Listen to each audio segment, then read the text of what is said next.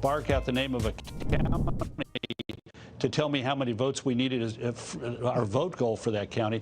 And I looked around the room. No, well, I wasn't going to be 41. It wasn't going to be Barbara Bush. I said, Condi, get over here. And Condi Rice sat next to me for the next hour and a half or 2 o'clock until about 2 o'clock in the morning as I barked out, Lucerne County, Pennsylvania, Hamilton County, Ohio. And I had a very talented assistant who went on to greater things in life as Secretary of the State.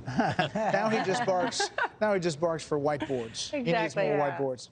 So, Chris Wallace, one of the issues that we talk about a lot in campaigns is likability. And one of the comparisons that we see some of in this Fox News voter analysis is the difference between Hillary Clinton and Joe Biden on this issue. And, it was fascinating in 2016. Voters didn't really love Hillary Clinton or President Trump, so they had to decide between two characters that they weren't all that excited about. It's a little bit different this time around. Absolutely. We in the poll, Honest and Trustworthy in 2016, the final poll, Donald Trump 37%, not very good. Hillary Clinton 33%, even worse. This time, Donald Trump still stuck at 37% on Honest and Trustworthy. But Biden is up over 50%. And when it comes to being liked, he is liked by a majority of Americans. The president is still underwater in that regard. Now, look, it's a tough job. And in fact, it's interesting. Trump's campaign ads talked about the fact, look, he's a tough guy, but you need a tough guy to be president. So they've tried to make a virtue of that. I just want to, before we pass on, and we will, talk a little bit about Virginia. I find it astonishing that Virginia has become such a blue state. Because the fact is, I was looking back, this is a wonderful machine. I know it was slow to get to it, but I did. Between 1964 and 2004, that's 40 years, Virginia went Republican every time. The last time that it went for a Democrat was Lyndon Johnson, and then Bush 43 in 2004. And since then, it has gone for the Democrat every time, and more and more and more. And so a state that was red became purple and now has become deep blue. And this, these are the demographic changes you're seeing in parts of the country that a state like Virginia now, neither candidate even went to it. It was off the board. Trump went there once. Okay. But you're right. It wasn't competitive. No. And it used to be a real, first of all, it was a solid red state, and then for a while it was a swing state. Now it's as blue as New York or Connecticut or one of those states. Britt, quickly, the national popular vote, we just looked at that screen. It's very possible that, again, like Hillary Clinton did, Joe Biden could win the national popular vote, but President Trump figures out a way to win the Electoral College and piecing together these battleground states to 270. And that's the very scenario for which stores are boarded up all over the place, because there's a widespread belief among certain partisans in this country that the Electoral College is a relic of a bygone time, that it's anti-democratic and improper and should be abolished because it permits that the person who gets the most votes should win the election regardless. Of course, we are not simply a pure democracy. We are a constitutional republic, which accounts for the fact that we give the weight to the states, and we don't have. I mean, the truth of the matter is that the popular vote is a stat. It's not how you keep score in this contest. You keep score by electoral votes, and those are done state by state. That's how it's always been. All right, gentlemen, minutes from now, polls closing in battleground states of Ohio, as well as the very important North Carolina, a state that will play a decisive role tonight. This as we watch the Senate races in Georgia, in Kentucky, where Mitch McConnell is against Amy McGrath, South Carolina, Lindsey Graham, Jamie Harrison, all of that coming up. Trey Gowdy is going to join us after this. This week on The Upper Hands, special guest Flo challenges the hand models to show off the ease of comparing rates with Progressive's Home Quote Explorer. International hand model John gets personal. Your wayward pinky is grotesque. Then, a high-stakes patty cake battle royale ends in triumph. You have the upper hand. It's a race to the lowest rate and so much more. Only on The Upper Hands. Bipolar depression. It's a dark, lonely place. This is art inspired by real stories of people living with bipolar depression. Emptiness, a hopeless struggle. The lows of bipolar depression can disrupt your life and be hard to manage. Latuda could make a real difference in your symptoms. Latuda was proven to significantly reduce bipolar depression symptoms, and in clinical studies had no substantial impact on weight. Now I'm feeling connected, empowered. Latuda is not for everyone. Call your doctor about unusual mood changes, behaviors, or suicidal thoughts. Antidepressants can increase these in children, teens, and young adults. Elderly dementia patients on Latuda have an increased risk of death or stroke. Call your doctor about fever, stiff muscles, and confusion, as these may be life-threatening, or uncontrollable muscle movements, as these may be permanent. These are not all the serious side effects. This is where I want to be. Talk to your doctor and ask if Latuda could make the difference you've been looking for in your bipolar depression symptoms. Non-valvular AFib can mean a lifetime of blood thinners. And if you're troubled by falls and bleeds, worry follows you everywhere. Over 100,000 people have left blood thinners behind with Watchman.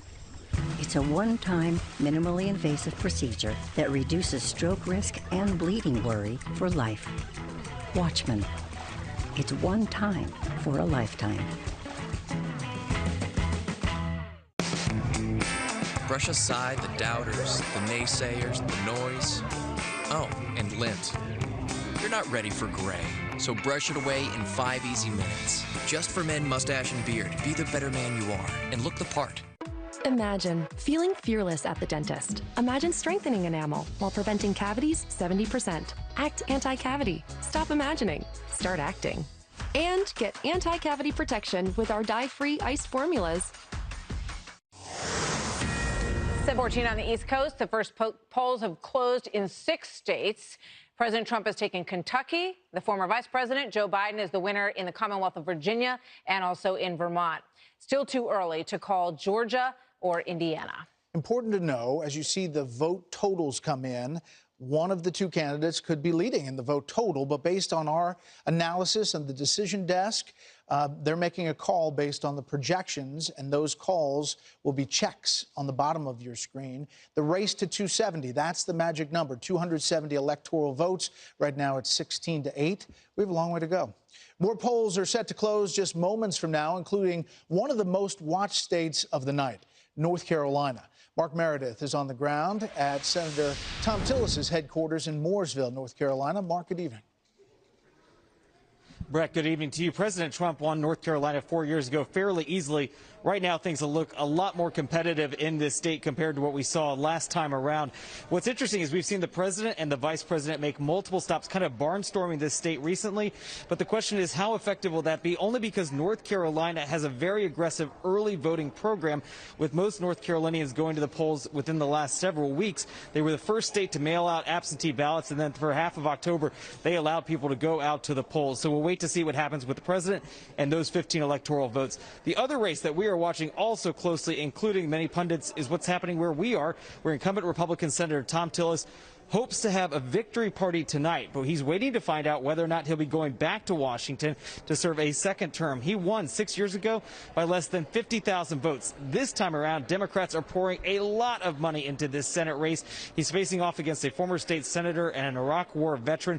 This is a race where we have seen some nasty ads on TV, but also one that they feel is very important for both parties if they are going to maintain control of the Senate. Who will decide that?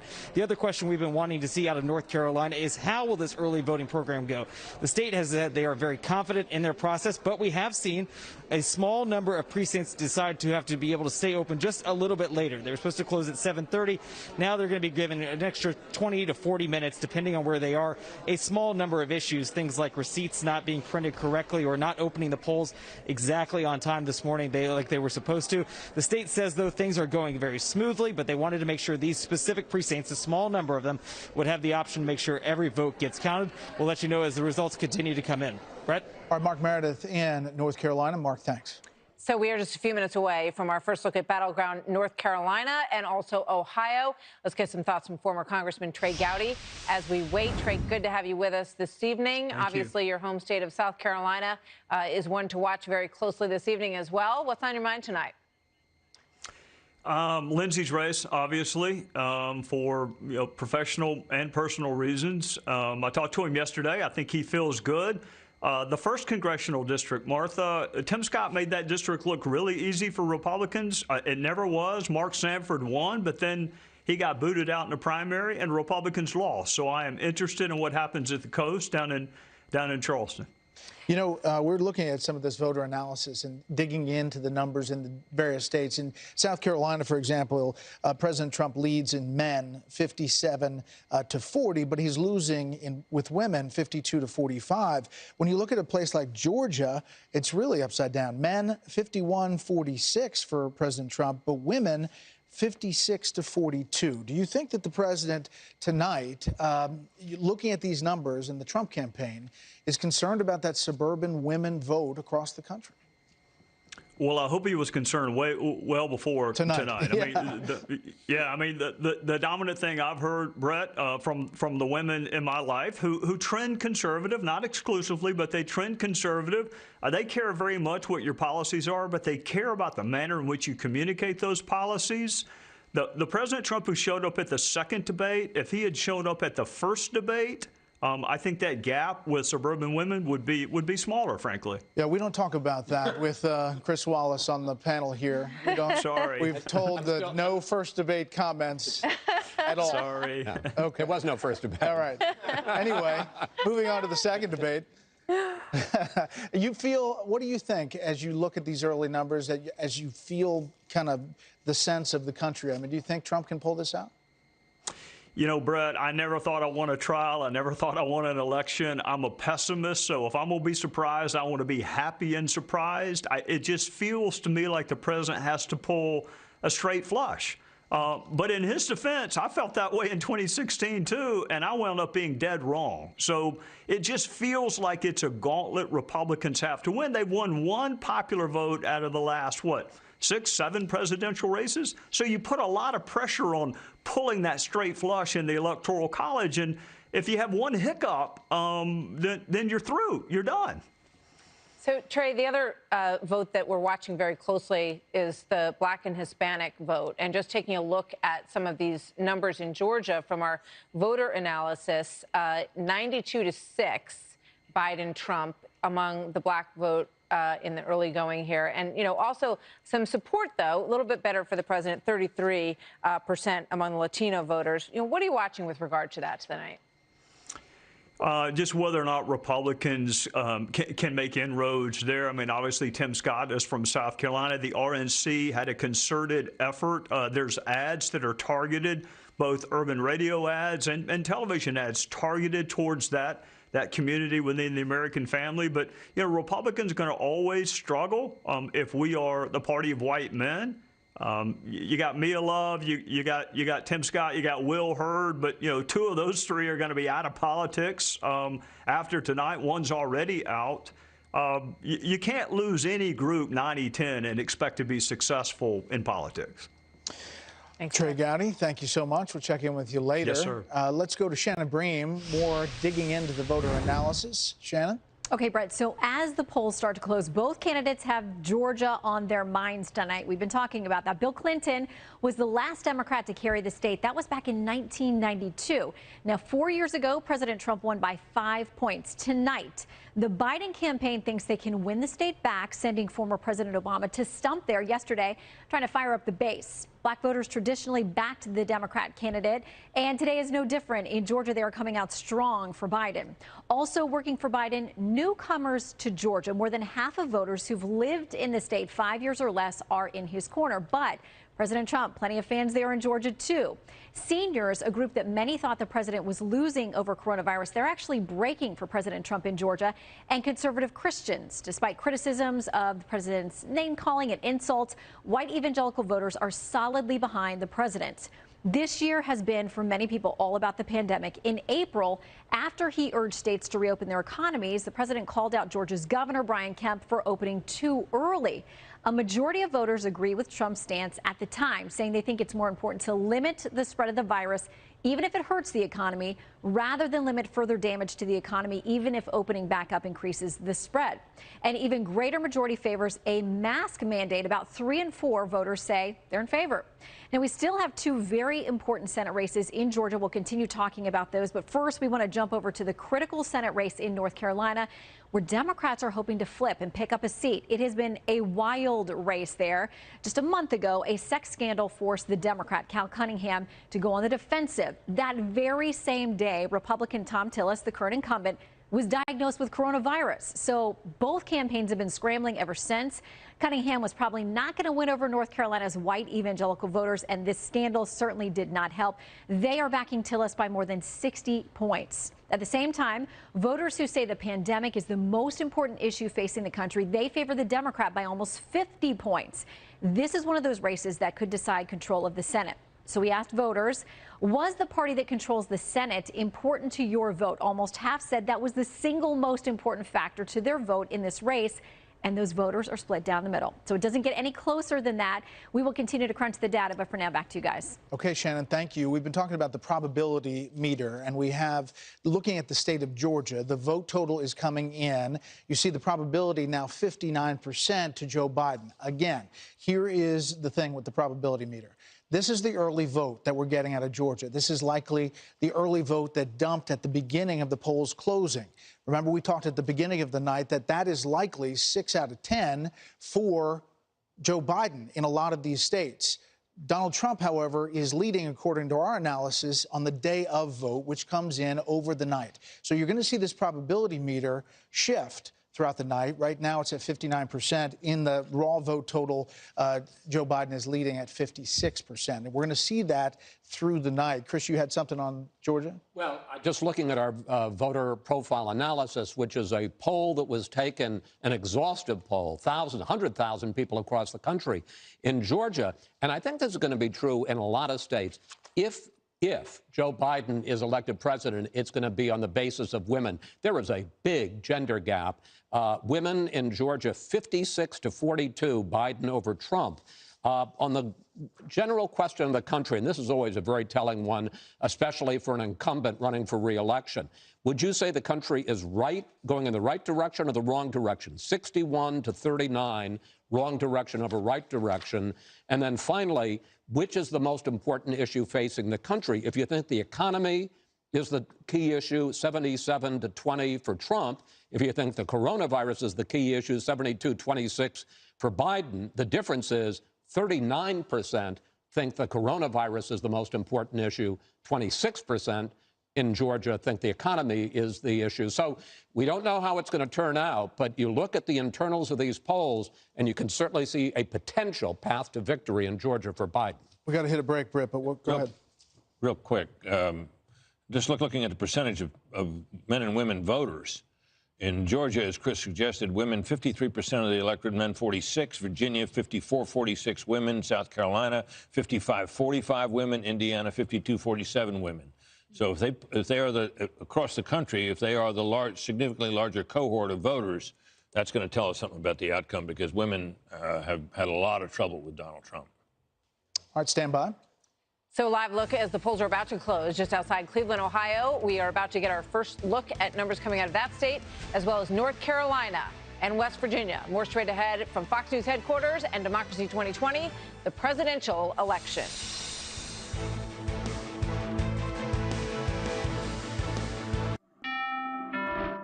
When it comes to buying a home, they say cash is king. But you're a queen, and that's just as powerful. You're armed with a verified approval from Rocket Mortgage. Sellers know your offer is good, so your bid has the strength to compete with cash offers. Now grab your crown and rule. That castle is yours. So when you need an edge in the bidding war, Rocket can. It's totally normal to have constipation with belly pain, straining, and bloating again and again. No way. More exercise, more water, and more fiber is the only way to manage it. Is it? Maybe you think it's occasional constipation. Maybe it's not.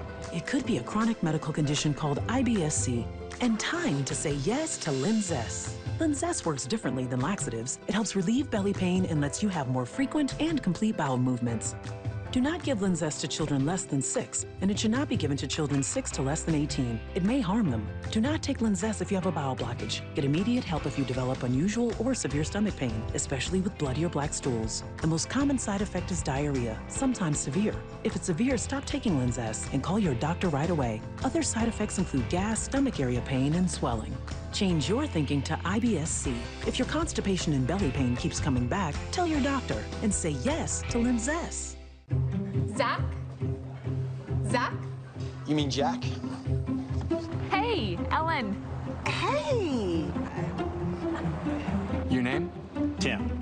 At the Cincinnati Insurance Companies, we know how hard you work to make a name for yourself.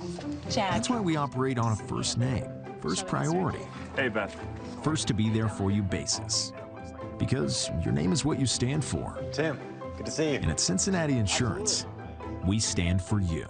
When you can't watch, listen. Get the latest news, business, and news headlines on SiriusXM. Anytime, anywhere. Fox News Audio on SiriusXM. America is listening.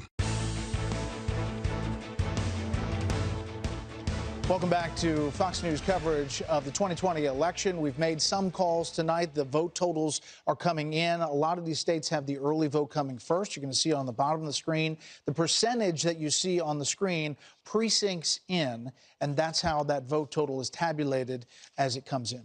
In a couple of minutes, we're going to start to get a look at North Carolina and Ohio as well. Obviously, two very important states that both sides really need to secure tonight. They spent a lot of time in both of them, Joe Biden and President Trump, trying to win over voters. We're getting some interesting indications here in some of these states in terms of the way that women and men are breaking down. And, you know, last time around, President Trump won with white women against Hillary Clinton.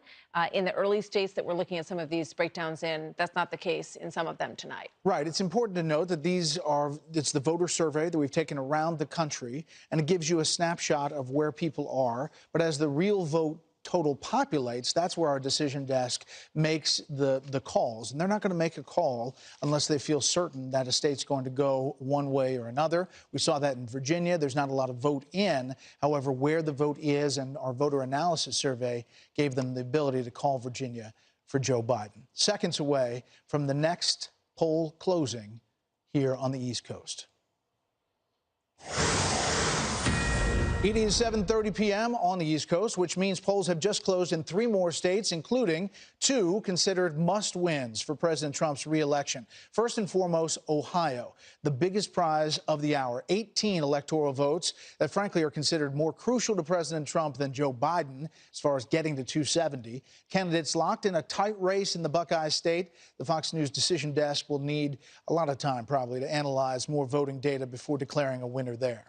However, it's not too early to project that President Trump will easily defeat Joe Biden in the state of West Virginia, one of the most pro-Trump states in America, so no big surprise there tonight.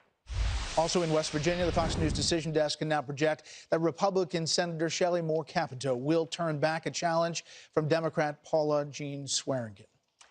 North Carolina polls were set to close at 7:30, but they are going to remain open in a handful of counties until 8:15. We'll get you an update on the crucial presidential and Senate races there as soon as we can. Some delays that kicked in North Carolina, which we heard about a bit earlier in the night. So nothing alarming there, but they got a late start. The machines in some of the precincts did not work, and they had to kind of start late, so they're going to finish late, 45 minutes. There you see the race to 270, 16-13. We've got a long way to go. Bill Hemmer is back with a look at where we stand tonight so far and what you're watching. Bill at the billboard. It is early. Brett, Martha, good evening again. We can show you, however, here in the Southeast, there is data here in Georgia and data here in Florida. To our viewers at home, sometimes this data pops up in real time, so you're going to be seeing it at home the same time we see it here. So this is live on the air mathematics, okay? Down here in Florida, here's what we had. 63% of the votes now reporting. By the way, the panhandle is open until 8 o'clock, so another 28 minutes on the clock until polls close there. But East Coast time here, 7 o'clock. Joe Biden with a slim percentage lead here. Remember, we talked about 7 million votes cast early in the state of Florida. They've tabulated about 7 million on this map here as well. So Come on down here. We'll look at Miami. We'll look at Tampa and up here in Jacksonville. This is Miami. We've been told the president was doing better in this county based on Hispanic voters and African American. That appears to be the case. The reason I say that, at 54-45, favored Joe Biden. Just go back 4 years ago and see what the comparison was. Here we were in 2016. Hillary Clinton won the county with 65% of the vote. So Donald Trump clearly is in the battle here in Miami. Come back to 2020. I'll pop out here. Just come up here to, this is Hillsborough County. This is Tampa. A fair amount of votes in, about 500,000 votes here. Joe Biden with a 12-point lead on Donald Trump. Why is that, and how does that rate with 4 years ago? Let me pop back here to 2016. Hillary Clinton won the county. Again, the vote totals are very similar right now, so they might be getting very close to maybe 90% or plus of the total vote in Hillsborough County. She had 53.5% of the vote. Joe Biden at the moment is doing slightly better than Hillary Clinton at 55.4, so we'll watch that. The other thing I saw up here, this is Jacksonville, Duval County, Joe Biden here with the lead over Donald Trump. I was watching this a moment ago during the commercial. This is razor tight 4 years ago. We'll see how this breaks down. Again, more vote to be counted in Jackson. Did you see that right? Oh, there it is. Just then, that county right there from 2016 was red. Pop up here to Georgia. We talked about the counties to watch east of the Mississippi River. I know Brett and Martha, we've talked about this before. This is Atlanta right here in the surrounding counties. This is Fulton County, sort of this bottle shape here. This is Cobb County. And the reason I'm focused on that is because there are suburban voters there, white voters, some African-American too. It's going to get a measure as to whether or not Donald Trump is hurting with suburban voters. There's only about half of the vote in here in Cobb County, Georgia.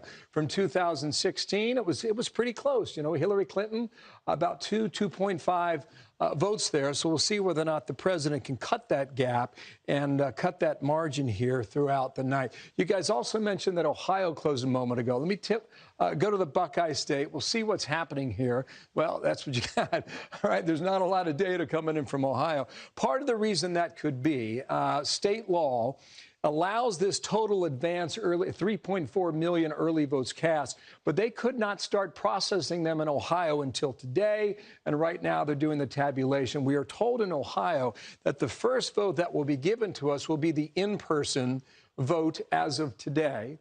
And then after that, we'll see the ballots that were cast prior to Election Day. A lot of these states, they have different laws, they have different rules, and they can, we'll bounce around and we'll follow the law as best as we can here. I just come over here to Kentucky. The reason I would do this only is because northern Kentucky here, it borders the Ohio River with Cincinnati. So let's see what's happening here in counties like Boone County. Right now, the president, 66%. Pop on over here to the east, Kenton County, 56, almost 57%. Not a ton of votes in here yet, but they're working their way up. Go back to 2016. These were counties where President Trump won 64% of the vote. I'll just come over here to Boone County, 72% of the vote. Here's another one, Campbell County, 63% of the vote. So as the numbers come in, we'll be able to get a better sense as to whether or not the president is, come back to 2020, whether or not the president is meeting his margin from 4 years ago. If he is, he's in for a good night. If he exceeds that, a really good night. If he's below that, there will be concern in the Trump team tonight as to whether or not they can pull this off in 2020. So we're watching it. Pennsylvania is coming up in about 20 minutes or so, guys. You know, Bill, we know that in the Panhandle, the polls close in about 24 minutes, but some polls have closed in other parts of Florida. Obviously, down in Florida, you have key places like Sumter County, where the Villages is, that both campaigns have focused on. Do you populate, is there vote total coming in from those places? There is a vote total. There's not a percentage breakdown. In other words, you can look at this, Brett, 67% in Sumter County. You're right. Villages, seniors, how are they breaking right now? Do they have concerns about COVID? Are seniors voting differently in Florida than they are perhaps in Pennsylvania? President's at 67% of the vote, about 58,000 raw votes. From 2016, he was at 70% with 52,700 raw votes. So that's about, quick math again, forgive me, but it's about 70,000 plus here from 2016. This year, we've got about 70,000 votes in here, too. So what we cannot see through the projections we're getting from the Associated Press is the percentage in this county of the vote.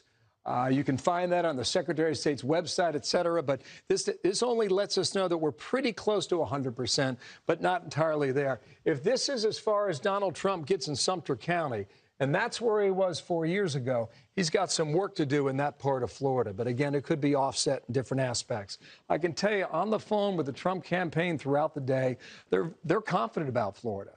They say they're in the game in Georgia, North Carolina as well, Ohio also. What they will hedge a little bit on is Pennsylvania. They believe it's too close to call. And then as we work back into the upper Midwest here, Michigan, Wisconsin, Minnesota, some of the campaign on the Trump side argue they're in it in Minnesota. We'll find out through the course of the night here. But Wisconsin and Michigan, they were hedging their bets a little bit. They believe those states, at least the folks I talked to, were too close to call. More coming up shortly. All right. Well, Bill, let's go down to Georgia real quick. Is that where you wanted to go? I want to go to North Carolina, but let's go to Georgia, and then we'll go to North Carolina. I thought I was reading your mind. Georgia, around Atlanta, those areas, the suburbs, Fulton County, DeKalb County. Yeah, at the moment, no information in here yet from DeKalb County, which is east of Atlanta. No information yet in from Gwinnett County either. This is Fulton County. This is what it's given us right now. Donald Trump's got 161 votes and Joe Biden has 146. I guarantee you there are more people on the sidewalk tonight in downtown Atlanta than the votes coming in there. So it's early in the night for Fulton. But I really think this is something to watch. Cobb County, how does it break? There's a lot of data that's coming in there so far. I'll just pop around here and just give you guys a better sense. Fayette County, minimal. Over here in Henry County, just a few numbers here around Atlanta. So we've got a long way to go in the state of Georgia as it stands right now at 7:38. 7:40 in the evening. Martha, you mentioned North Carolina. Yeah, I just want to mention before you go to North Carolina from Georgia, apparently at the State Farm Arena, they were delayed 4 hours because of a water pipe burst in that room.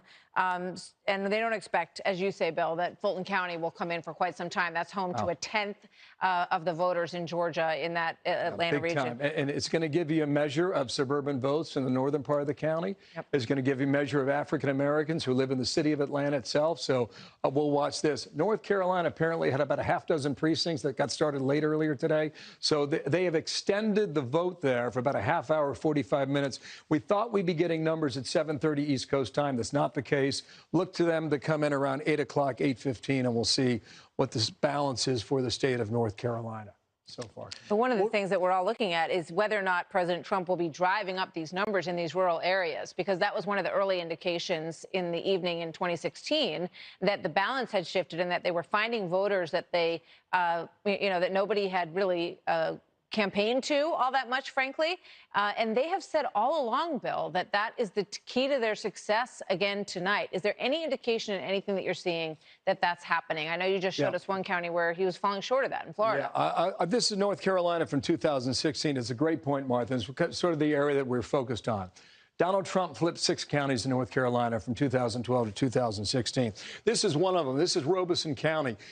He was nearby there in Fayetteville just a short time ago, 52.5% of the vote from 2016. For comparison's sake, to let you know how well he did here in 2016, look where you were in 2012. Barack Obama had 59% of the vote in that county alone.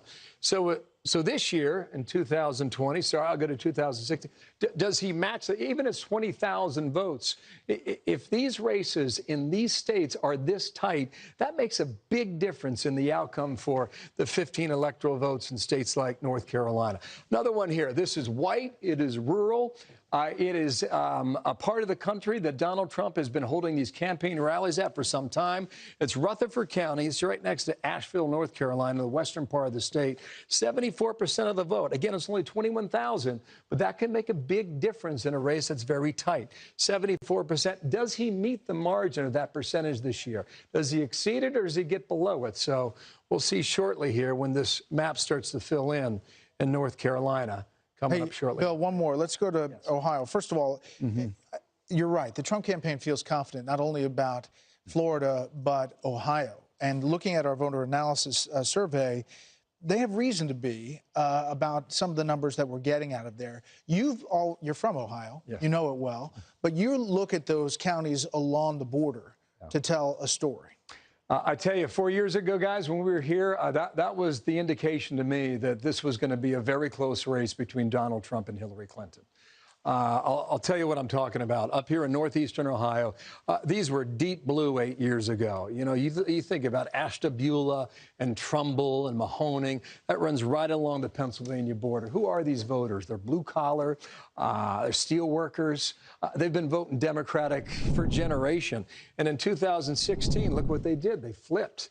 These are significant places here when you get a 60-40 split in Ashtabula down to Trumbull, 53%. Mahoning County, where you find Youngstown.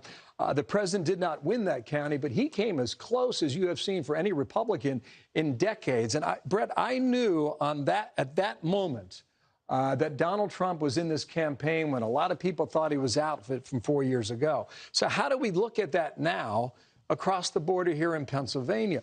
All these counties here, he was just here in Butler County over the weekend. He had some 50,000 people turn out, 61,000 raw votes there from 2016. But you pop around here and you look at his margins, 76.8, 68.5, 80% in some of these counties. He needs these numbers to offset the following. This is Philadelphia down here. This is Pittsburgh and Allegheny County.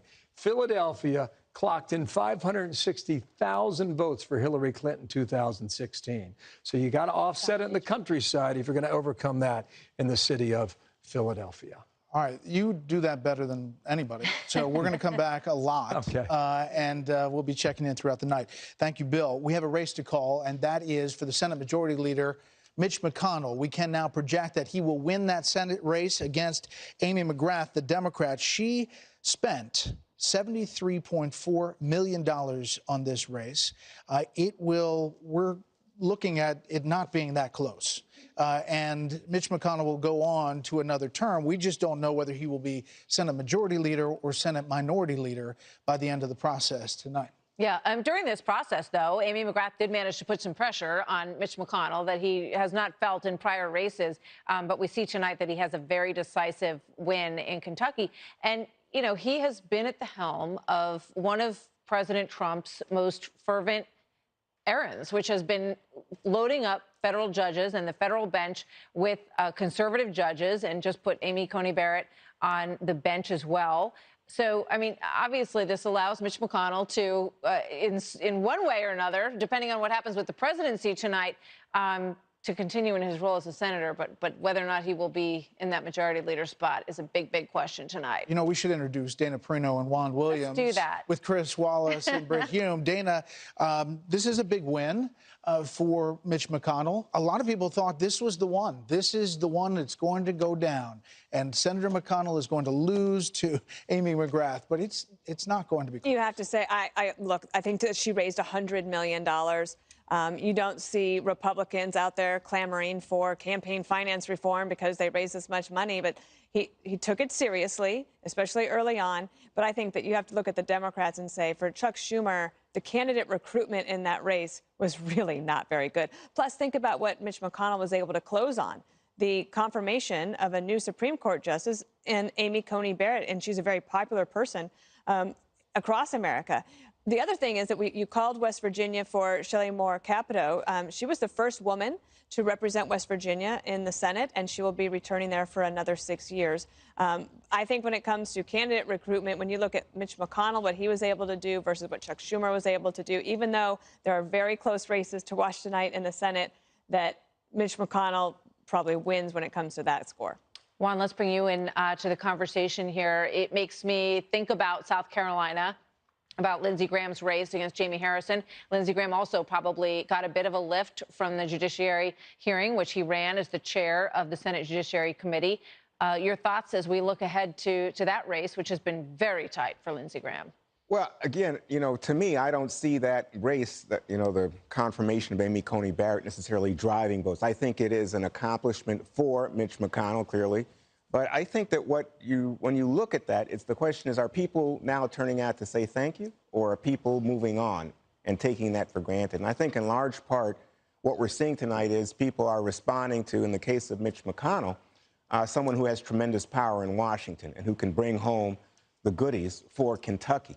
And in the state of South Carolina, I think if you look at the advertising that Lindsey Graham's been running, he's made it clear that he is part of the tradition, part of the legacy in terms of leadership, strong leadership in that state, and making Jamie Harrison out to be the newcomer. And usually in these races, Martha, people want to be the outsider, they want to be the change agent, not in the case of Lindsey Graham versus Jamie Harrison. But I just want to go back for a second to that Kentucky race, because I think so much of that was driven in the internals on the Democratic side by what happened with the police killing of Breonna Taylor.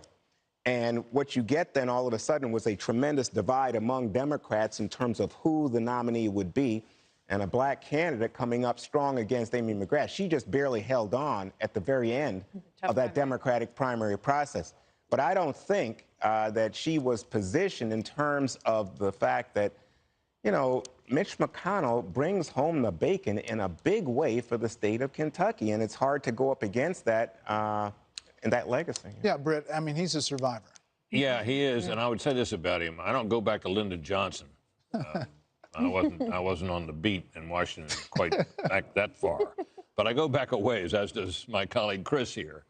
And I think Mitch McConnell is the most effective floor leader in either party that I've ever seen. I mean, in his quiet and understated way, he has been extraordinarily effective, and he has this sort of ability to know what the rules are at the right moment and to. And he's negotiated the Trump administration pretty well. Yes. He did, and I know for a fact that he has privately thought that Trump made everything harder, but he's worked with him effectively without completely yielding to him. And the loyalty to him among his Republican colleagues is extraordinary, and to that one can attribute his ability to keep the votes together for these judicial nominations, which was job one for him. And look how he handled these judicial nominations, the justice nominations.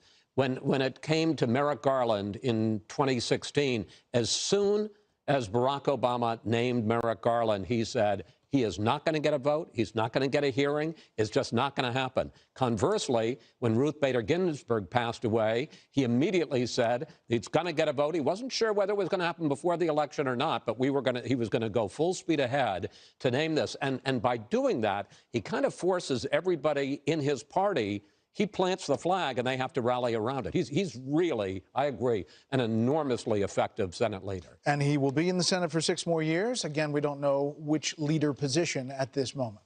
So polls closing minutes from now in a big haul of states, including Florida and Pennsylvania, 2 states that could very well decide the presidential race. Election night 2020 continues after this.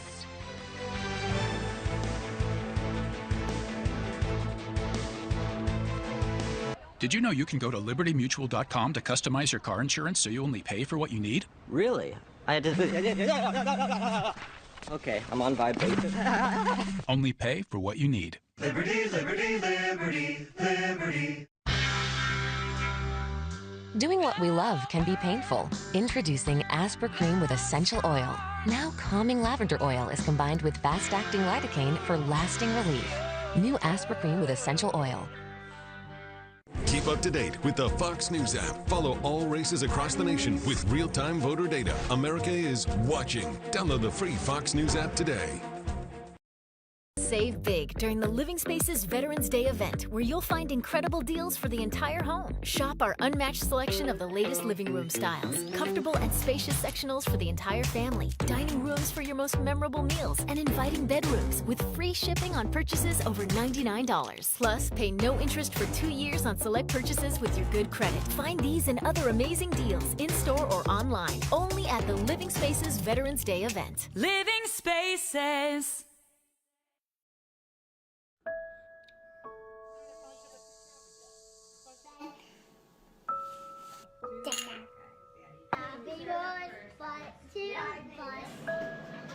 Delicious. Today I'm reviewing donuts. Let's get into it. I Guys, that is some good stuff right there. It's like donuts and cereal. No burn or anything. This is so good. High Nick, I heard, a lot of nicotine in here. Bottom line is, moms love that Land of Frost premium sliced meats have no byproducts. Baloney! Has joined the call. Hey, Baloney here. I thought this was a no byproducts call. Land of Frost Premium. Fresh look, same great taste. The gloves are off, Cancer. With California Protons, I now have the technology and expertise to fight you with unmatched precision. I'll attack you with radiation and wear you down, millimeter by millimeter, sparing my organs, silencing your threats of impotence and incontinence. Cancer, you're finished. I'm just getting started.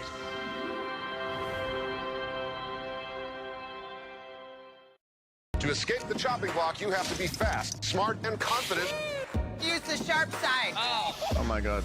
This is Ultimate Tag. We're back.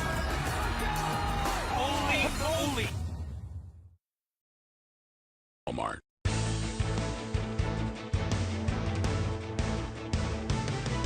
Welcome back, everybody. We are minutes away from getting results from over a dozen states, including the crucial state of Florida. Always extremely important in any presidential race. And the equally watched state of Pennsylvania is also just moments away from closing their polls tonight. Mail-in voting has been a particularly contentious issue in Pennsylvania. President Trump has been openly critical of the U.S. Supreme Court and its ruling in that matter. Let's go to Philadelphia now and hear from Aisha Hasni. All right, we're waiting for Aisha. We're going to get her back in just a moment. But obviously, the issues that have been plaguing Pennsylvania are these decisions, not only by the Supreme Court, but by their state Supreme Court as well, which allow them to extend the date to which they can continue to accept votes. And they don't necessarily have to be postmarked by November 3rd. Even if that postmark is a little bit fuzzy, they're going to assume that it was sent before November 3rd. Also, signature is a big issue in Pennsylvania. This is a big issue because there's not a federal standard. Right. Each state does it differently. So whether they match the signatures on the absentee ballots, whether the postmark has to be legible on November 3rd, take a live look in Philadelphia, and they're going through these ballots, and it's kind of mesmerizing to look at this. But this is what they're doing. They're going through all of this, and this is going to be a count in Philadelphia that we're told is going to take days. Yeah, you got to open up the envelope. You've got to check out the envelope on the inside. Everything has to be signed. Everything has to be postmarked. This is a process that we've just never seen at this kind of magnitude, 100 million votes. Let's get back to our panel. Carl Rove, Donna Brazil, Katie Pavlich. Carl, okay, we're starting to see some more vote totals coming in. We're starting to get more population of our voter analysis survey. What are you seeing? Well, we're starting to hear some interesting things. One county, a large county, important county, Fulton County, expected to have 140 to 170,000 voters. This is downtown Atlanta, if you will. And instead, they had about 15,000 people vote as of 5 p.m. today. Obviously, a lot of people took the opportunity to vote early, but even the local election officials found the number of voters who showed up today in an area where Biden has to run strong to win that state. They found a anemic turnout. If this is repeated in states like Ohio and like Michigan and like Pennsylvania and all across the country in these battleground states, this is not a good trend. Maybe it's limited to Georgia, but what you see in one part of the country tends to be duplicated elsewhere. One of those places had the water main break, so they had a little bit of an issue. Donna, when you're looking at states like Florida, which is getting ready to close fully in the state, we're starting to get some numbers, as Bill pointed to. States like Ohio, are Democrats encouraged by those two states? Absolutely. When you say Florida, I almost had PTSD again.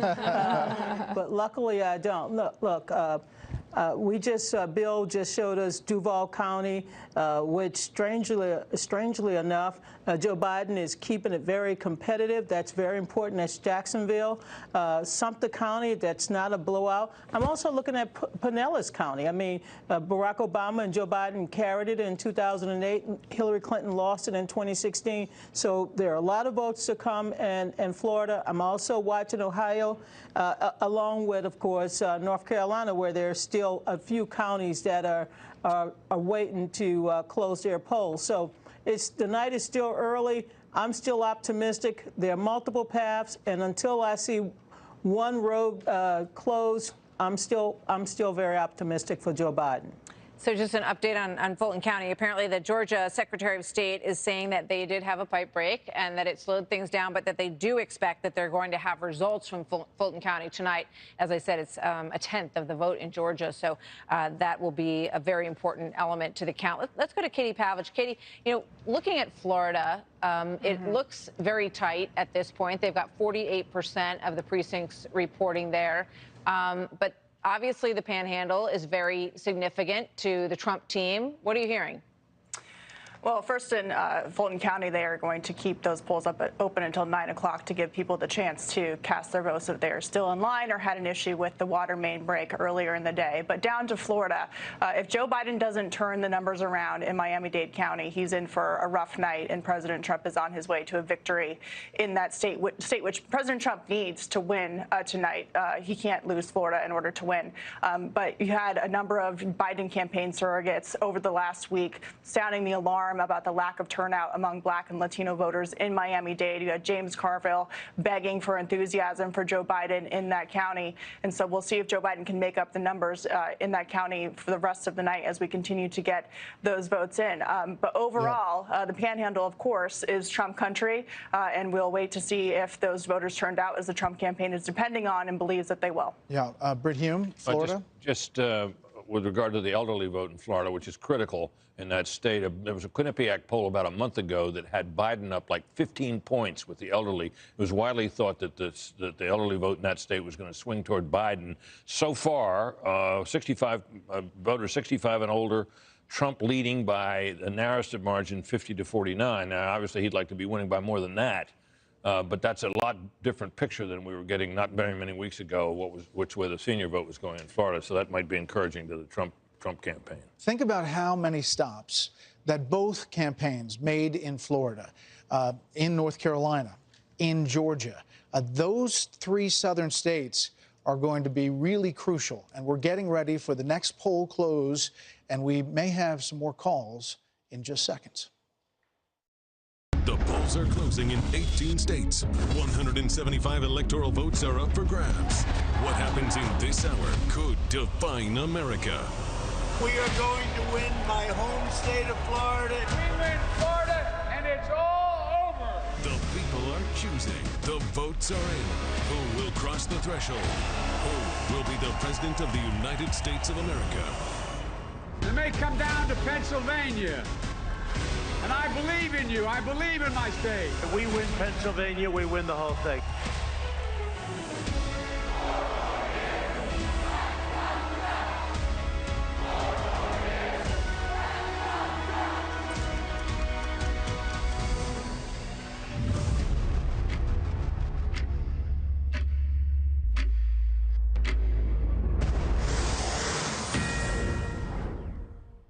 It's 8 o'clock here in New York City. Polls have just closed in another 16 states. Let's begin with the big prize, Florida, the biggest electoral prize of this hour and a must-win state for President Trump if he is to secure a second term.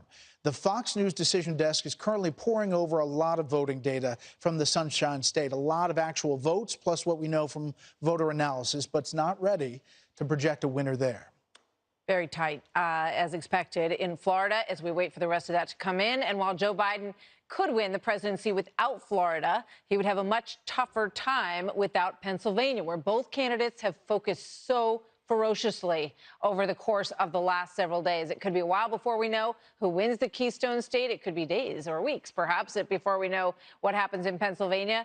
It didn't begin to process their mail-in vote until today. They've also got some counties that they won't even begin counting until Wednesday. They're going to go through the day of vote in Pennsylvania, and then in those 7 counties, they'll start opening envelopes and beginning the mail-in vote. I'm more optimistic. It is not, however, too early to call the winners in a dozen other contests, including the District of Columbia. In fact, let's start with our nation's capital, liberal stronghold. Biden will easily defeat President Trump, according to our Fox News voter analysis. Not surprisingly, Biden's home state of Delaware will also vote decisively for the former vice president. Biden will also coast to victory in Massachusetts, according to our Fox News decision desk. And the reliably blue state of Rhode Island will also be added to the Biden column tonight. Ditto for Connecticut, where the former vice president will coast to victory as well. Biden will also prevail in Illinois, where the president has long railed against the violence in Chicago. He will also pick up the perennially blue state of Maryland, according to the decision desk. And finally, Joe Biden will win the state of New Jersey. So a big blue run for him in those states, none of which are surprises tonight. President Trump also racks up some electoral votes at this hour. The Fox News decision desk can now project that Trump will easily win the state of Alabama. We're also watching a Senate race there. The president will also prevail in Mississippi, according to the Fox News voter analysis. You will not be shocked to learn that the Republican president will breeze past his Democratic challenger in the state of Tennessee. Fox can also project that President Trump will win Missouri, which has now voted Republican in 6 consecutive presidential contests. The president will also beat Joe Biden in Oklahoma, according to our decision desk. One of the few states where we cannot project a winner at this hour is New Hampshire, where we need to analyze more voting data before making a call in the Granite State. Finally, let's turn to Maine, one of the 2 states that does the winner-take-all use the winner-take-all method for allocating electoral votes. They do not. Actually, they split out one. Our decision desk can now project that Joe Biden will win 3 of Maine's 4 electoral votes. But again, there's another one that's split out. We don't have enough data yet to determine the winner of Maine's 2nd congressional district, which represents the state's 4th electoral vote. That importance of that one vote really could loom large if the national electoral contest comes down to the wire. The other one that splits it out, Nebraska. So Maine is also a state that has a very closely watched Senate race at this hour. Republican Senator Susan Collins is trying to fend off a challenge from Democrat Sarah Gideon in a race that could help determine overall control of the Senate. It is too early to make a projection on that race at the moment. The other big Senate race of the hour is in Alabama, where incumbent Democrat Doug Jones faces a strong challenge from Republican Tommy Tuberville. Too early to call that contest, which, if Tuberville prevails, could be the first Senate flip of the night, and that would leave them with only 3 pickups in the future if they were to do that. And there you see the balance of power. Fox News can project that Republicans will keep their Senate seats in Tennessee and Oklahoma, while Democrats will keep their Senate seats in Illinois, Maryland, New Jersey, and Delaware. All of the other Senate races in the states where the polls have now closed are still too early or close to call. The same for gubernatorial races. We'll bring you any surprises in that as we get them. So let's take a look at the electoral map right now. You've got 56 for President Trump, 91 for Joe Biden. It's almost as if, you're playing the what-if game, and we're easily starting to fill in some of the ones that you punch in that are givens, essentially, across the map. And the battleground states, obviously, are going to be blank for some time this evening. If we could just pull up North Carolina and Ohio again, just to demonstrate what we were talking about earlier tonight, about how some of these states are going to look very red or very blue early on in the evening, but we're still waiting for more data, obviously, to come in these places, because the mail-in vote leaned heavily towards Biden, and the walk-in vote today is, you can see 65-31 in North Carolina, and we'll get Ohio up there as well. But this is where we want to be cautious. Right. And you see less than 1% of the precincts in. You see the numbers on the screen. And in the states that we can make a projection, that's based on our voter analysis and where our decision desk knows that state's going to go. Bill Hemmer is back with a look at where things stand tonight. So far, some key states. We talked about Florida. We're talking about Pennsylvania all night long. Yeah. Bill? Hey, guys, good evening again. I just let our viewers know, again, this is real-time data. You're seeing it at home the same time we're seeing it here. In Florida, you got 82% of the vote tallied now, okay? Talk about the panhandle. It closes at 8 o'clock a moment ago, as we mentioned. So these counties that are gray will start to fill in, and indeed they are red. I would expect this, based on 2016, a lot of Trump votes to be right here in the panhandle. As it is right now, 83% of the votes in. President with a half-point lead now in the state of Florida. You've got upwards of 9 million votes cast. And just for a comparison vote, your advance vote was around 9 million, too. And Florida's been counting all day, so this runs right along with what we sort of anticipate in terms of raw numbers in that state. Again, about a 0.7 lead there. The Trump team felt very good about this state about midway through the day today, and they continue to feel that way now. We'll see whether or not that holds. I mentioned Georgia here. I'm just going to pop up these the East Coast here. We're only about 11% of the vote in Georgia. President with a slight lead there, but often it takes time to figure out where the vote's coming in from. Remember, this is Atlanta, Fulton County. So some more votes are starting to come in from Atlanta. Joe Biden, 58,000 raw votes. President Trump with 13,000. That's going to change throughout the night here. While we got the time here, you guys mentioned North Carolina. Been a little stubborn, only because they had a bit of a delay. It's supposed to be 7:30. Got laid about a little bit past 8 o'clock. So as it starts to fill in here, not a ton of data here. We can start poking around. Well, this is Robinson County. We just talked about this a moment ago. President, big numbers there from 4 years ago, and right now too early really to get a measure. Well, the president's going to win this county. We know that. We can say that. By what margin is something that is still outstanding. You guys mentioned Pennsylvania. Here we go. It is now closed, and this is the amount of data that we have from the Keystone State. Hey, it's early. I told you it was early, right? So, indeed, it's early. While I've got you here, let's go over to Ohio. And if you guys got questions, go ahead and jump in here. But this is now 35% of the vote is in now in Ohio. And so we got a ways to go right here. But Joe Biden, remember at the early night 2 hours ago, we said this thing's going to take different turns and twists. It could be diabolical in a sense because the vote could come in heavy blue and it'll shift to red or vice versa. So we'll be patient with this and see. All right, don't look at the map. What's the 5th county down on the left?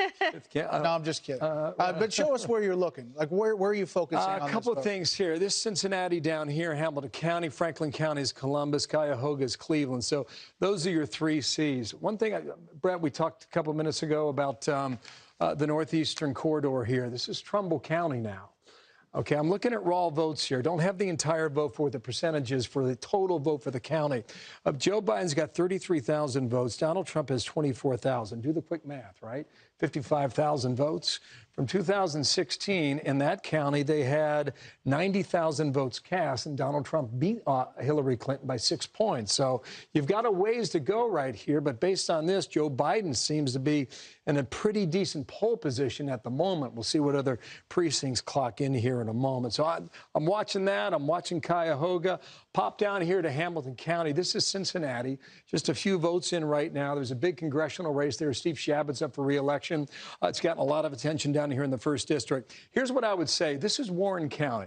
This is suburban Cincinnati.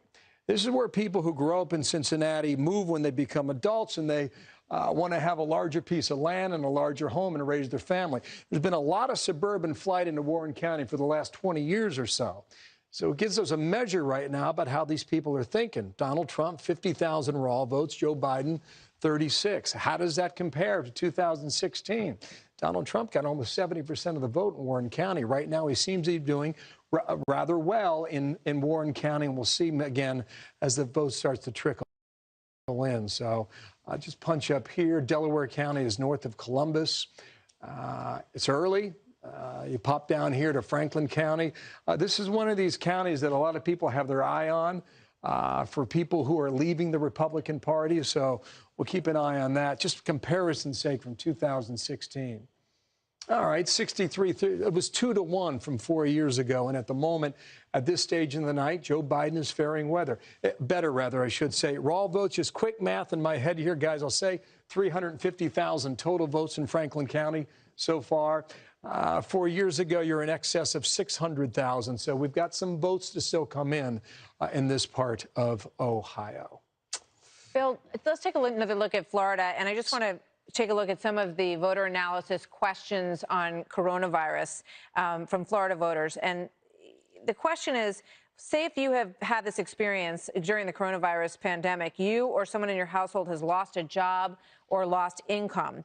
56% of the people who said yes to that question are Biden voters. 41% of them are Trump voters. Have you lost a close friend or family member to the virus? Among those who said yes, 65% are Biden voters and 32% are Trump voters. These are Florida numbers. And obviously, Florida, fared well in the beginning and then got pretty hard hit by the virus. Your thoughts on that and where we might see counties that would be responding that way? I think it's a very interesting point you make, Martha. And we can throw this map around for COVID as it affects the world and also how it affects the U.S. So I'll show you that throughout the night.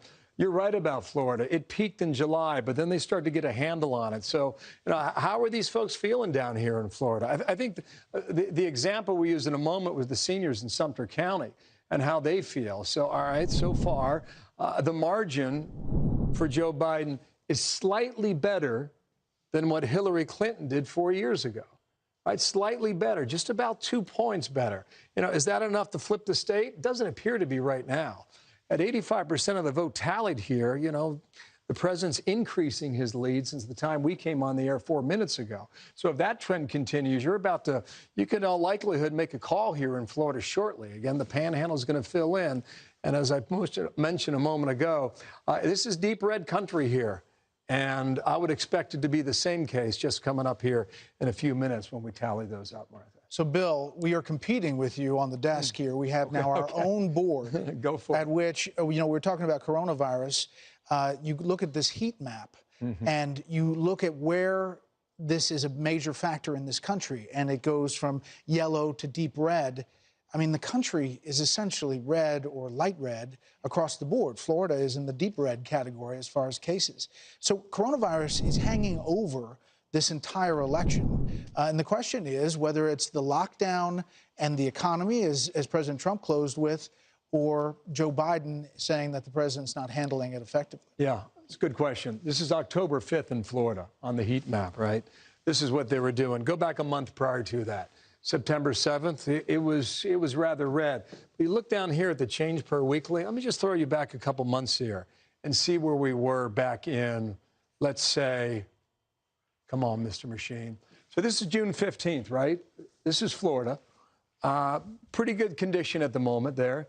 Change in a week, though, was up 19% in cases. All right, so now I'm going to fast forward through the months, okay? Mid-July, you're up 37% in change per week. That is a massive amount of a COVID explosion, you could call it. August 10th, though, you're back down to 9%. Then come into September, you're down to 4%. You see the trend here, right? We talked about them peaking, and then as of today, even though the map shows red, you're at 4% of an increase of cases from month to month. What that shows is that Florida had that spike and they got it back under control. What we can't say, I don't think for the moment here, is how all that factors into this vote and whether or not it's a determinant factor as to whether who wins this state. But at 86%, we can keep talking here, guys, and we're going to see these numbers change. And since we've come on the air here, Donald Trump continues to increase his lead in Florida. That's a lot of vote, 86% of the precincts in. I would agree, yes. I think you're exactly right about that, Brett. If you follow this vote throughout the day, Democrats had a clear lead in that early vote that came in before today. They were well in the lead. Donald Trump won the state by 100,000 votes in 2016. There are some observers throughout Florida today that are looking deep into these numbers, and they think he can ultimately win this state perhaps by 3 points. If that's the case, you're up 300,000 votes in Florida, and then we would move to a different contest, perhaps up here in Georgia, to see whether or not the Southeast stays red in 20. That's the first part of the Trump path, is the Florida part. Bill, we'll head back in just a minute. Thanks, Bill. So as the results continue to come in tonight, let's bring in Tucker Carlson, host of Tucker Carlson Tonight. Tucker, great to have you with us. It's 8:15 on the East Coast. What are your thoughts as you look at what we've heard so far? Kind of not what we were told to expect. I'm especially interested in Florida. It does look like the president's got a very good shot of winning. But I'm interested in this because elections tell you what the parties actually look like. Not what you imagine they look like, but you find out who voted for them. So the coalitions become really clear. And in Florida, the population center, of course, Miami-Dade County, biggest county in the state. Hillary Clinton 4 years ago got 334,000 votes there. An hour ago, with 84% reporting, Donald Trump had already outstripped that by more than 100,000 votes. Now, Miami-Dade is 70% Hispanic. That's not what you would have expected if you've been watching for the past 6 months, this attempt to racialize everything, to make Trump the greatest racist in world history. You would expect, whether you buy that or not, you would expect that that would depress the votes for Trump in Miami-Dade County. But the opposite happened. He's doing better there with non-white voters than he did 4 years ago. Now, I'm not exactly sure why that is. I suspect, the BLM message is a mixed blessing. It doesn't appeal to all voters in the same way, and it turns some off. And some of those are Hispanic voters. But we'll figure it out in the coming weeks. But the obvious lesson is this is not what people predicted. This morning, the New York Times, Nate Silver had the president's chances of winning Florida at 31%. So you have to kind of wonder, how did that, I mean, these are smart people. They have access to all the data. They've thought about this deeply. It's their job to think about it. How could they be that wrong on the day of the election? And again, I'm not quite sure I know the answer, but at some point, we, the media, need to pause and ask ourselves serious questions about how we're thinking through what's going to happen and how we present it, because our predictions affect outcomes to some extent, and they also, of course, determine our credibility. People judge us based on our predictions. And so something really went wrong in the way we predicted a number of these races. And let me just restate something really quick. Florida is the future of the country, not simply because it's multi-ethnic, which obviously it is, but because that's where people are moving. Yeah. Florida and Texas are two of the states that have the biggest inflow from other states, Americans moving from state to state. They're moving to Florida in huge numbers. And so it does tell you something about where we're going. And I think if you're a Republican or a Trump voter, it tells you something more hopeful than you expected. Yeah, I think you're right. And the key is that Florida, Georgia, North Carolina, and we're starting to get more and more of that vote in. Florida, the Trump people feel confident about at this hour. Yeah. But Georgia, North Carolina, question marks. It's part of his path to 270. He can clearly get there. It's not as big a window as the Trump people wanted, I think, at the beginning of the night.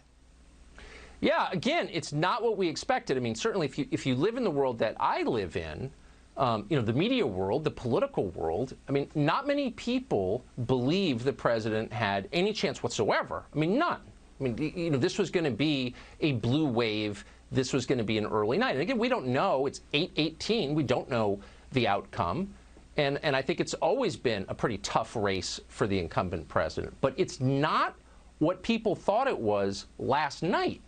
And again, you have to ask yourself, why is that? Why is the demonstrated reality so different from what purportedly smart people said it was going to be? And again, I don't know the answer to that, but we're going to have mountains of data. This is the second election in a row that people paid to get it right apparently got it wrong. And I just think it's important to learn from your mistakes, and I hope that we do. I really do, and take them seriously. Like, well, how did we screw it up? We, in effect, lied to people. How did that happen? You know, with the Hispanic vote, Tucker, when I look across the tabs on a number of states, it looks like the president, and this is obviously very early looking at this data, right. It looks like he's doing better with Hispanics than with African-American voters, at least in the states that we have seen coming in so far, and that could change throughout the evening. But you know what everybody, the sort of conventional wisdom on Florida is, oh, well, that's just the Cuban vote, and Cubans are Republicans. Right. That's what we've been hearing over and over again. Do you think that holds up to be true, or do you see this Hispanic trend being broader than that across the country? Well, I mean, I would just say two things. Again, Donald Trump did better in Florida, in Miami-Dade, 70% Hispanic county this year than he did 4 years ago. Florida is actually less Cuban. The Hispanic population of Florida is, I mean, just to be precise about it, since you ask, is less Cuban than it was 4 years ago. And it is a very diverse community. I mean, not everyone we call Hispanic is, from the same culture, has the same views, obviously. And we should always be clear about that and not pretend that all people of any group are the same, because they're definitely not. I just think it's interesting that the emphasis from the leaders of the Democratic Party for months has been on race and racism, and the conversation we've been having as a country has been about racism. You would expect, and their intent, of course, the whole point of this was to affect political outcomes. It's really remarkable, no matter what the final result is, that this president, specifically this one, denounced every day as a racist, is doing better with non-white voters. And again, I do think that the BLM message is clearly very appealing to a lot of white suburban voters. It's clearly very unappealing to a lot of non-white voters. Who expected that? Yeah, we've got a call real quick. Stand by, Tucker. President Trump will win the state of Indiana, home state to Vice President Mike Pence. We can make that call. The Fox News decision desk projecting that the president, will win Indiana. Tucker, you mentioned BLM. Earlier, Britt Hume talked about all the boarding up of Manhattan and Georgetown, kind of getting ready. And we're in a different place in this country. We are in a different place, and I guess what I'm struck by is how readily and passively we've accepted it. I mean, this is a great and free country filled with courageous and decent people. Why for a second would we put up with the assumption that we need to hunker down and protect ourselves from violence on an election day? It's very distressing, and it's not a partisan point at all. I'm just saying that as someone who's lived in this country for 51 years. We shouldn't have to fear violence. We should be brave in the face of threats. And it is something very kind of bewildering and sad to see that. And you just hope that your children and your grandchildren won't grow up in a country where it's taken for granted that you need to hide inside or arm yourself or close the liquor stores or put plywood over your windows on Election Day. That is the rule in the third world. I've covered elections in disordered, violent countries, and everyone does what they're doing in Georgetown, where I partly grew up, by the way. I know the neighborhood very well. Everyone does that in a lot of other countries. You don't want that here, and I don't know exactly what the answer is. And again, I'm not making a partisan point. There are certainly partisan points to be made, but I'll skip it on election night.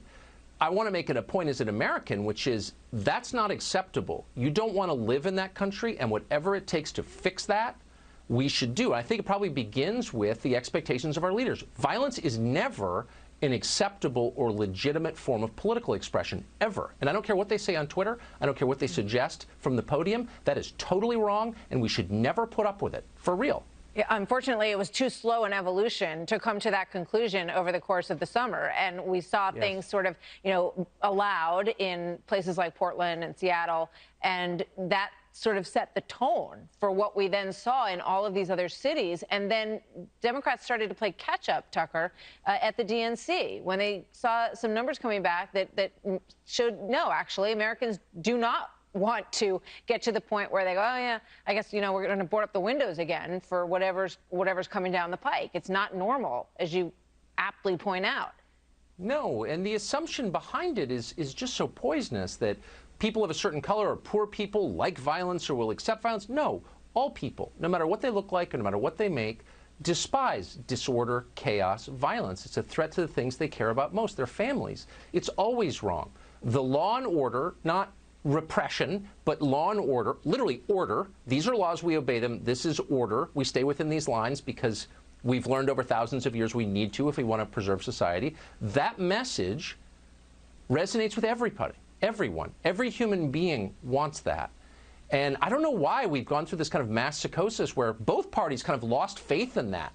But it's always true in every country, in every moment. And I do think the results tonight, when you disaggregate them, when you break out the numbers, you will see that a lot of voters who wouldn't have voted for Trump under any other circumstance may have voted for him tonight because they were really horrified by what they saw in our cities over the summer. Trump, if President Trump loses tonight, yes, why would he lose? He would lose partly, I believe, well, probably many reasons. And, if he loses, I mean, I always tell my children this, when you lose, blame yourself first. Don't blame other people. Blame yourself first. I think that's morally important for all of us, not just for politicians. But I would say there are a lot of reasons, and they're obvious. I do think the coronavirus, the administration's response to it, also the political uses of it, it was used as a partisan cudgel, had an effect. I think the general feeling that things are out of control, and I actually don't think that's primarily the president's fault, but we could debate it. It doesn't matter. The incumbent will always suffer if people feel like, wow, what's going on? Why doesn't someone restore order? This is scary. I don't know. The future makes me anxious. That feeling will always hurt the guy who's up for re-election, because every election, and any strategist will tell you, is a very simple question. Do you want more of the same, or do you want something different? And in a time of anxiety, people instinctively say, I want to change the channel. I want something different. So it's probably a bunch of different things, but I think the theme is what I just said. And if he wins, conversely. And if he wins, of course it'll be, look, I don't like what's happening now, but these people are really scary. I mean, they're really scary. Really? Look, Republicans held both the legislative branch and the executive for 2 years in 2016. And they didn't make that many changes, but they made no structural changes. They didn't change the system at all. We're looking, if there's a Democratic sweep, at Democrats in the first year changing the Electoral College, changing the voting age, changing the number of states we have, changing the Supreme Court. I mean, changing the fundamentals, changing our system itself. And I think most people, even Democrats, are conservative, small c conservative, and they fear radical change. So this is like a pretty good country, actually, despite its faults. Do you really want to tamper with the formula to overthrow the system that served us for 250 years? I think most people, if you calm down and maybe took Trump out of it, would say, no, I don't really want that. But that's what we could get. And I think it has scared people. But, Tucker, ironically, Joe Biden, I think, prevailed in the primary because he represented a return to normal. People saying, I would like the establishment back, please. Thank you very much. I was okay with it. I think that's right. And in the reality, as you point out, that may or may not be what they end up getting, and they may or may not decide that they actually wanted to go back there. Who knows? I think that's really smart, and a lot of this, certainly me, I missed this completely, missed what Biden was really about. But you're absolutely right. I mean, in the short term, what happened was all the energy in the Democratic Party was behind Bernie Sanders, and the donor. He really was the popular choice, I would say, in both 2016 and 2020 among Democratic primary voters, and Democratic donors put the kibosh on that. I mean, people like Mike Bloomberg, who just, by the way, spent $100 million in Florida, $5 for every person in the state of Florida. People like that said, no Bernie Sanders. So Biden was the default. And I think, and I've known Biden for 30 years, and anyone who knows him will tell you he's a warm person. Nobody hates Joe Biden personally. I certainly don't. But I don't think the Biden of 1985 is the Biden we're looking at today. Tucker, as always, thank you. Thank you. Polls closing in just a few minutes. Keep it here. Quick break. We'll be right back.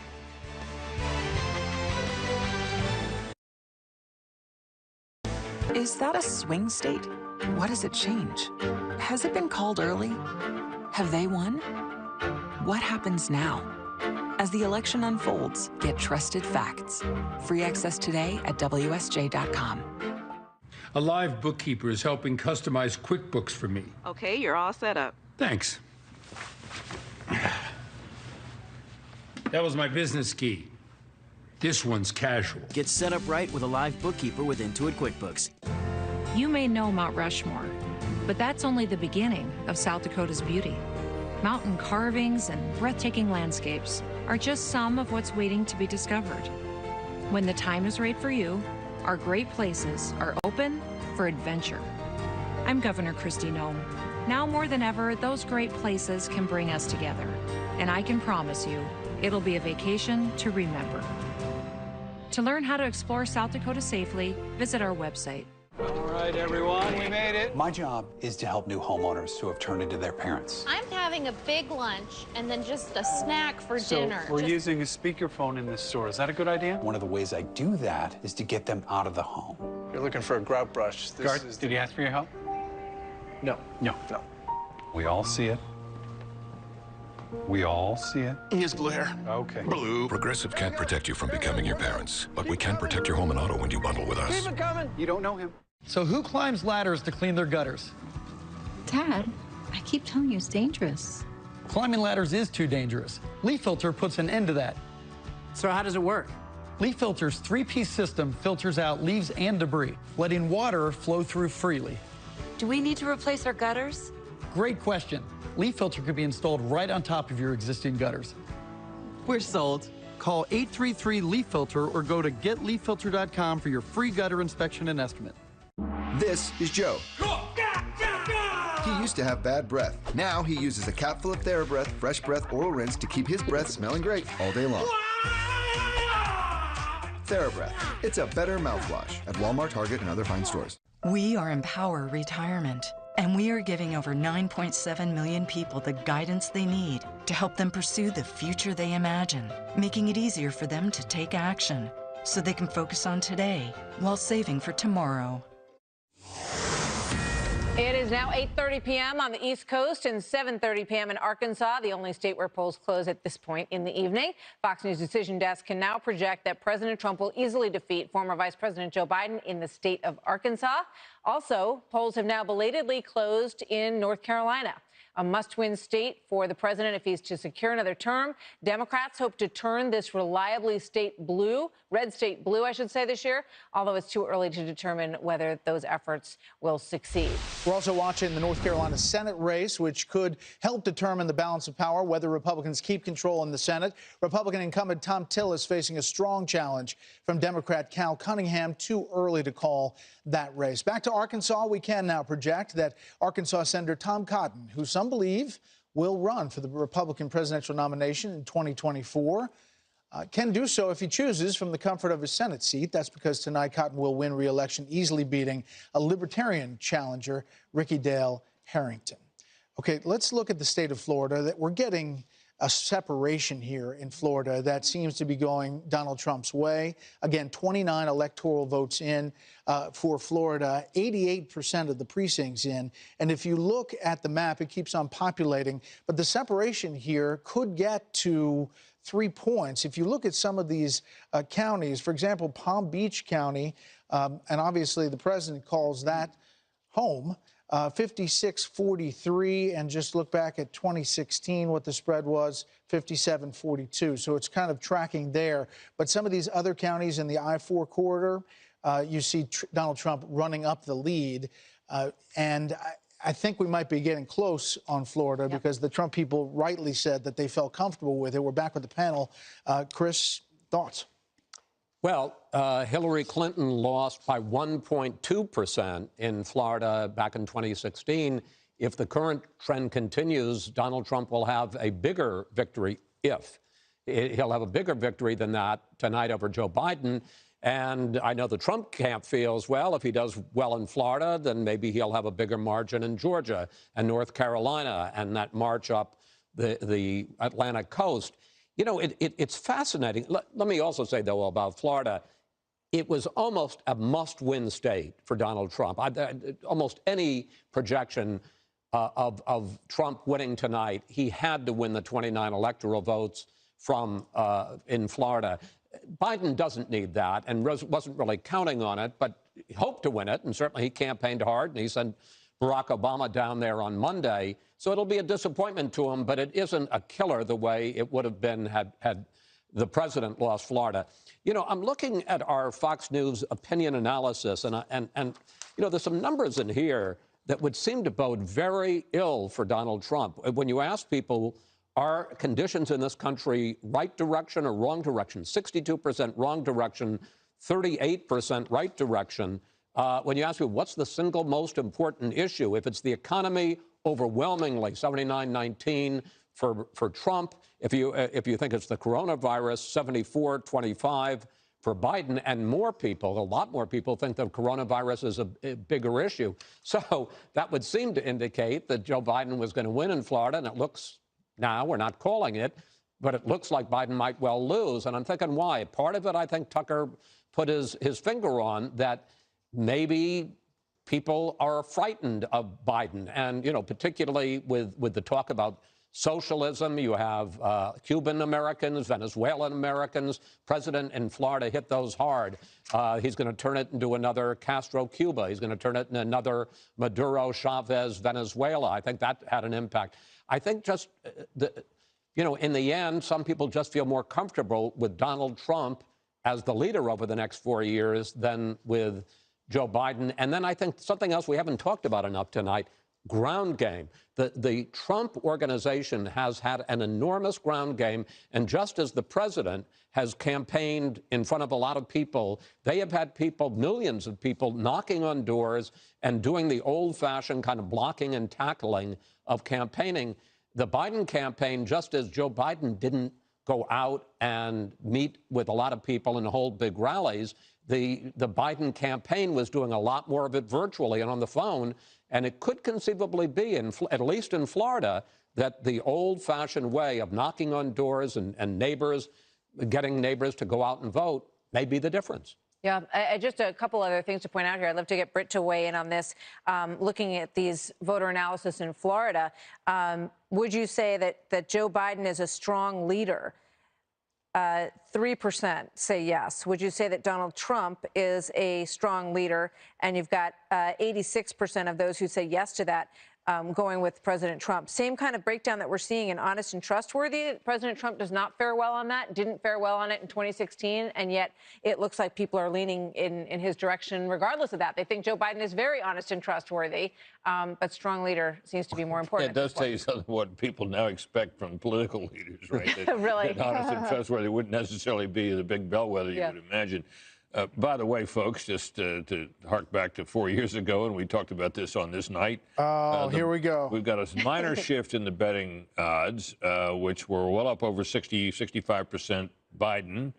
Now it's 59.2 to 40. So at least some people who have money on the line have begun to think that Mr. Trump has a better chance than they did for many, many, many weeks, because the betting averages didn't move at all. A couple other things, Martha. We've talked about the gender gap. Women outnumber men in this country 50.5% to 49.5%. That's been true for some years now.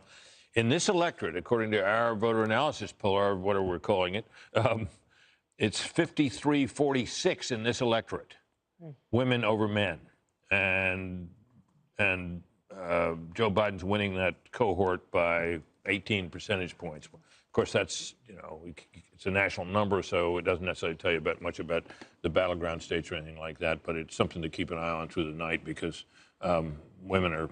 We are seeing the kind of. You guys are the majority, Martha, and even more so in this election tonight. And we are seeing, as expected, the gap in suburban women that was expected. That seems to be showing up in a lot of these states as well. Dana? Well, actually, I was just looking at New Hampshire because we haven't called that yet, and we said we're waiting on it, as Bill mentioned earlier. Well, one of the things there is you have the split, as Britt has pointed out. Women voting at 51% to men at 48, a little bit closer than usual, but going for Biden 61 to 37. And New Hampshire was one of those states that from the beginning, President Trump only lost it by just a tiny amount 3,000 in votes 2016, or 2,700 votes. So that was one that you would think that they could have picked up. And the way, if things get real tight here and you need, 4 electoral college votes to get you to 270, there is that. I also wanted to point out on Florida, I think, the fact that the president went back over and over again. He never tired of going there. He would hold rallies there. But Chris mentioned the ground game, but also think of how many new registered voters that the Republicans had over the Democrats in Florida. It's a really big deal. I also think that the handling of Governor DeSantis of COVID seems to go well with how they think that the economy went. When President Trump 2 years ago said, America will never be a socialist country, and then he went back over and again to the Cubans, to the Venezuelans, and it's not like we don't have real-time examples of what's happening in Venezuela, because we do. The other thing is you have to remember the boat parades. And as you saw, Brett, sure. I mean, there was enthusiasm. People were trying to figure out, okay, we can't gather in large groups, but how can we show our enthusiasm? And maybe there was something to it. Yeah, I mean, Congressman Mike Waltz, a mutual friend of ours, Republican, going for re-election and cruising to that. He was down there for a number of rallies and said the enthusiasm in Florida was real. Juan, as you look at the other numbers we're seeing, are Democrats worried about inner cities like Atlanta, like Columbus, Cleveland? Are you hearing concern about turnout in some of those big cities in the battleground states? Well, I think that you have to focus here, and if you focus in on Philadelphia, which has been primary, as we saw in the last few days of campaigning, so far they're not concerned. They're feeling pretty good about that.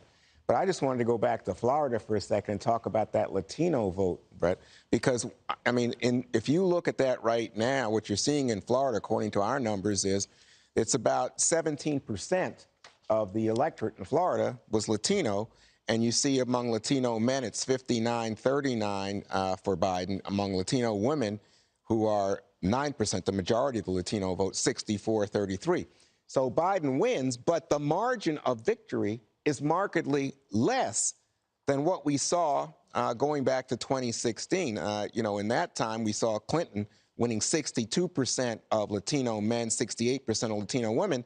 What we're seeing today, again, is Biden with about 59 among the Latino men, 64 among the Latino women. So the margin has shrunk decidedly, going from about 37-40% now down to about a 23% margin in terms of the Latino vote. Again, the success that President Trump had with the Latino voters in Florida, I think, is a key element in what he's doing.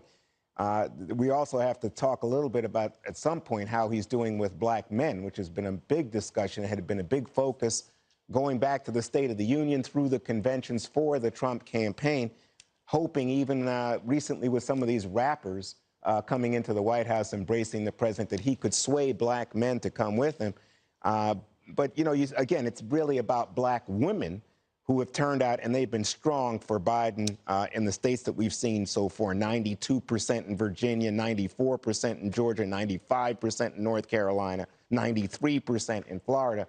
It's in Florida, obviously the case, more Latinos than blacks, but it's the strength of black women that it seems to me is pushing what Brit Hume is talking about with the differential. You see more non-white women pushing towards Biden. Let's get Carl Rovin here. Carl, your thoughts on what we're seeing develop here tonight in Florida? Well, a couple of things. First of all, of full disclosure, I think one of the big issues here is voter registration. I say full disclosure because I was involved in a nationwide voter registration program in 13 states that allow online registration. Think about this. 2016, there were a total of well, the Republicans were 340,000 below the Democrats. Today, they're about 130,000 below the Democrats. That's the smallest margin between Democratic and Republican registrations in like 30-some-odd years. And Florida was a much smaller state with a much less of a population for that long ago. And you know, this has to be factored into it, and we may be seeing that tonight. Sumter County, for example, where the villages are, has both grown in population and grown in importance as a result. And it's full of seniors. The Villages is a senior retirement community with about 10 different or 12 different sort of installations or components of it.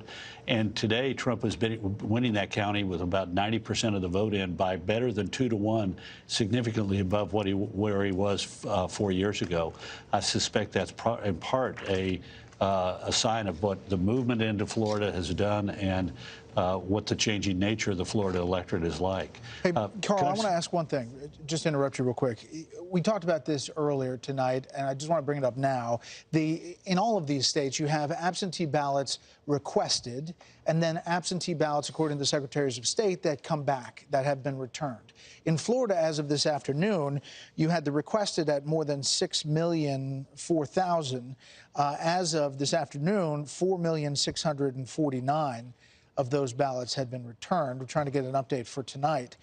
Is that an issue if the separation in some of these states fits below that number? Yeah. Well, yes, there are some people who just decide not to vote. The bigger number come from people like myself. I was planning to do a mail-in ballot, got my ballot at the house, and then decided my wife went and voted at the early vote location in Texas, and she said, look, like a breeze, walk in, walk out. Well, I went there. I took my ballot, ran it through the shredder, went to the early voting location.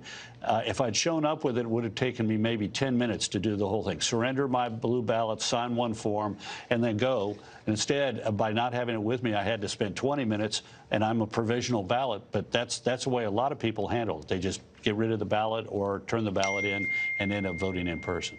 I don't know if an angel is landing or what's happening there, but somebody's It's a wonderful life. Yeah, it's a wonderful life. 4.737 cast so far, but some of these states, we should point out, extended the deadline for those ballots to come in, and there's different statewide rules, like Pennsylvania, where you don't even have to have a postmark or a signature on the envelope. Okay, we're minutes away from getting our first look at Arizona and Michigan, Wisconsin, a host of other states. But first, a quick look at where the race stands now. President Trump has a total of 73 electoral votes in his column. Joe Biden has 91 so far tonight.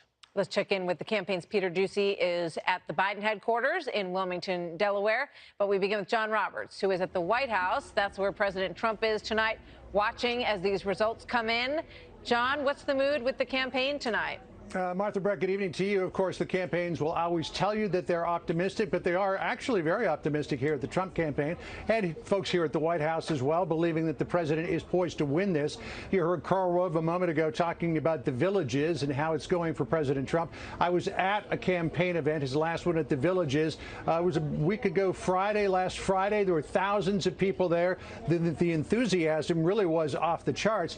But as importantly, President Trump really does seem to be performing performing much better with Hispanic voters in Florida this year than he did back in 2016. And when you talk about enthusiasm as well, he had an event in Opelika, Florida, a couple of days ago.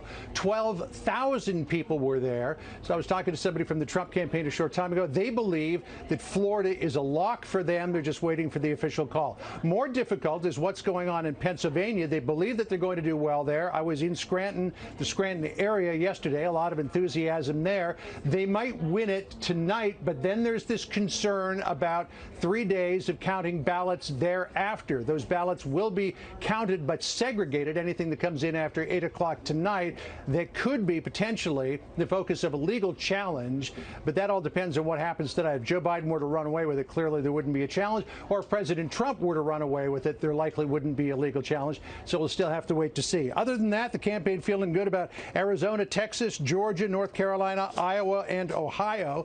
There's some thought that the president could flip Nevada, the idea being that casino workers and other service workers are concerned about more coronavirus lockdowns under a Biden presidency, and the fact that that might actually cause some of the casinos and hotels to go under. Might they come out for President Trump? And then there's Minnesota. They think they have a chance there. It hasn't gone red since 1972. Even Ronald Reagan, in his 49-state sweep in 1984, couldn't pick off Minnesota. But the Trump campaign cautiously optimistic that they might be able to do it tonight. We'll wait and see. Basically, the president says we're looking good all over the country. Time will tell, and I know that's a cliche, but it's true tonight. Martha, Brett? You know, John, real quick, Ohio, we've got the board pulled up here, and that vote, as we said, early vote going for Joe Biden in Ohio. There was confidence, though, in the Trump campaign about the situation on the ground in Ohio, right?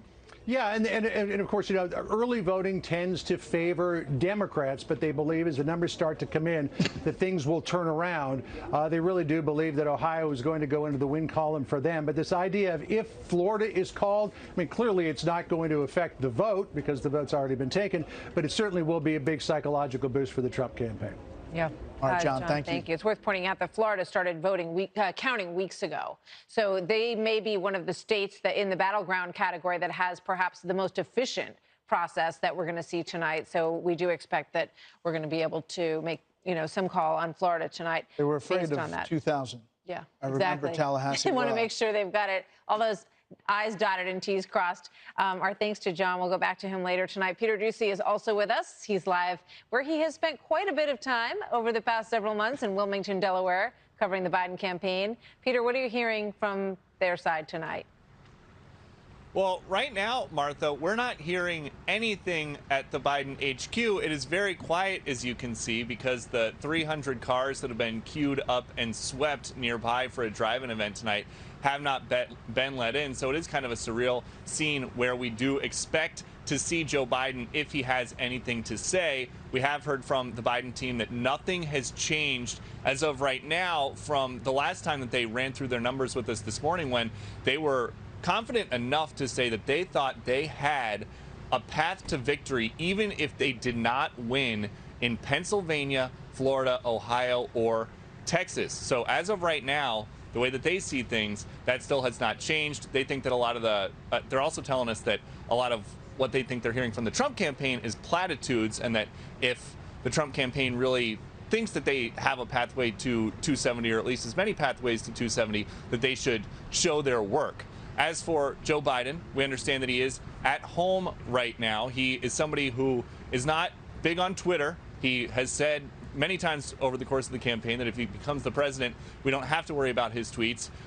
He is somebody that gets a lot of his information over the phone. It's been reported that during the campaign, or rather during the pandemic in the campaign, he has spent as many as 7 hours on the phone with different lawmakers and with advisors. Some of those are standing calls. Some of them are just based on things that are breaking hour by hour. And also something that was interesting just in terms of what he might be doing as all this, as his whole world may be getting ready to change.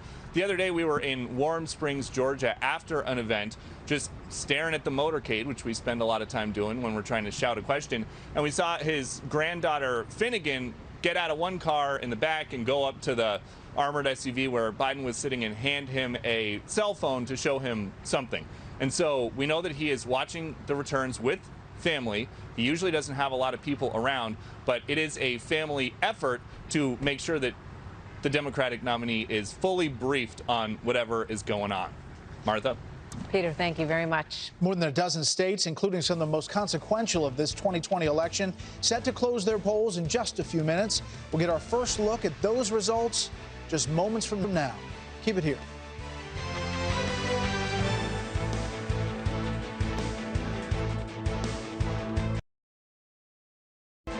One day, we'll look back and remember the moment that things, for one strange time in our lives, got very quiet. We worried over loved ones, over money, over our planet, and over takeout. Let's remember this time when so many struggled to feel secure and build a future where everyone can. Because when the world seems like it's standing still, that's the perfect time for us to change it. If you have risk factors like heart disease, diabetes, and raised triglycerides, Vasipa can give you something to celebrate. Vasipa, when added to your statin, is clinically proven to provide 25% lower risk from heart attack and stroke. Vasipa is clearly different. First and only FDA approved. Celebrate less risk, even for those with family history. Don't take Vasipa if you are or become allergic to icosapent ethyl or any inactive ingredient in Vasipa. Serious side effects may occur, like heart rhythm problems and bleeding. Heart rhythm problems may occur in more people with persistent cardiovascular risk or who have had them in the past. Tell your doctor if you experience an irregular heartbeat or other heart rhythm problems. Possible side effects include muscle and joint pain. Celebrate less risk. Added cardio protection. Talk to your doctor about adding protection with Vasipa. 911, what's your emergency? Help is on the way.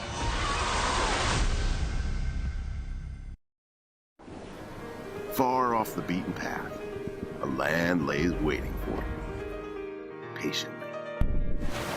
Welcome to casting off routine, wide open spaces, into colors we have no words for, to remembering just how amazing this world can be. Welcome, friends, to the California Let's Travel. Bottom line is, moms love that Land of Frost premium sliced meats have no byproducts. Baloney! Has joined the call. Hey, Baloney here. I thought this was a no byproducts call. Land of Frost Premium. Fresh look, same great taste. Order number 92? They came for the 2 for $5. You got a 2 for $5, right? Yeah. But they were surprised with a special side. What? The best $5 I spent. More surprised than I've been in my entire life. I honestly cannot believe it. Oh, believe me. Only at Burger King, you order a 2 for $5 and have a chance to win a PS5. Buy and play game in-app for a chance to win. I thought it was a huge burger they handed me.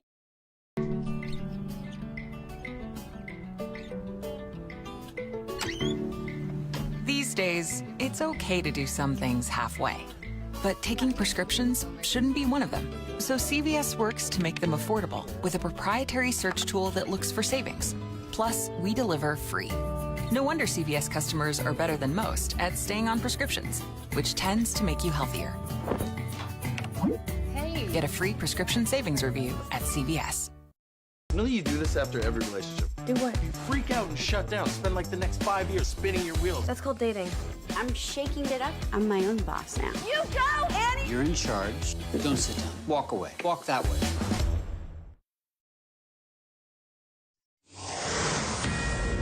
All right, a Fox News election alert. We want to give you the probability in these states. Remember what we talked about at the beginning of our broadcast, and the probability meter takes into account the voter analysis survey plus the raw vote total that's coming in. Our decision desk in Florida can say that Florida is 93% a probability, not a certainty, that it's going to go to Donald Trump. They haven't made the call as of yet.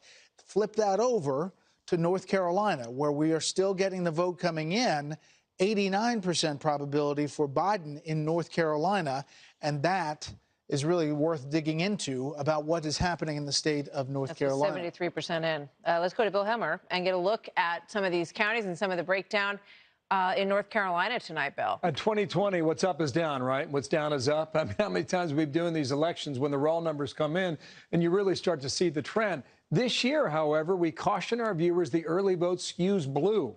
And then you get the in-person vote. Here's a very good example of that. North Carolina, you're about 75%, 73 at the moment, 73% of the vote counted.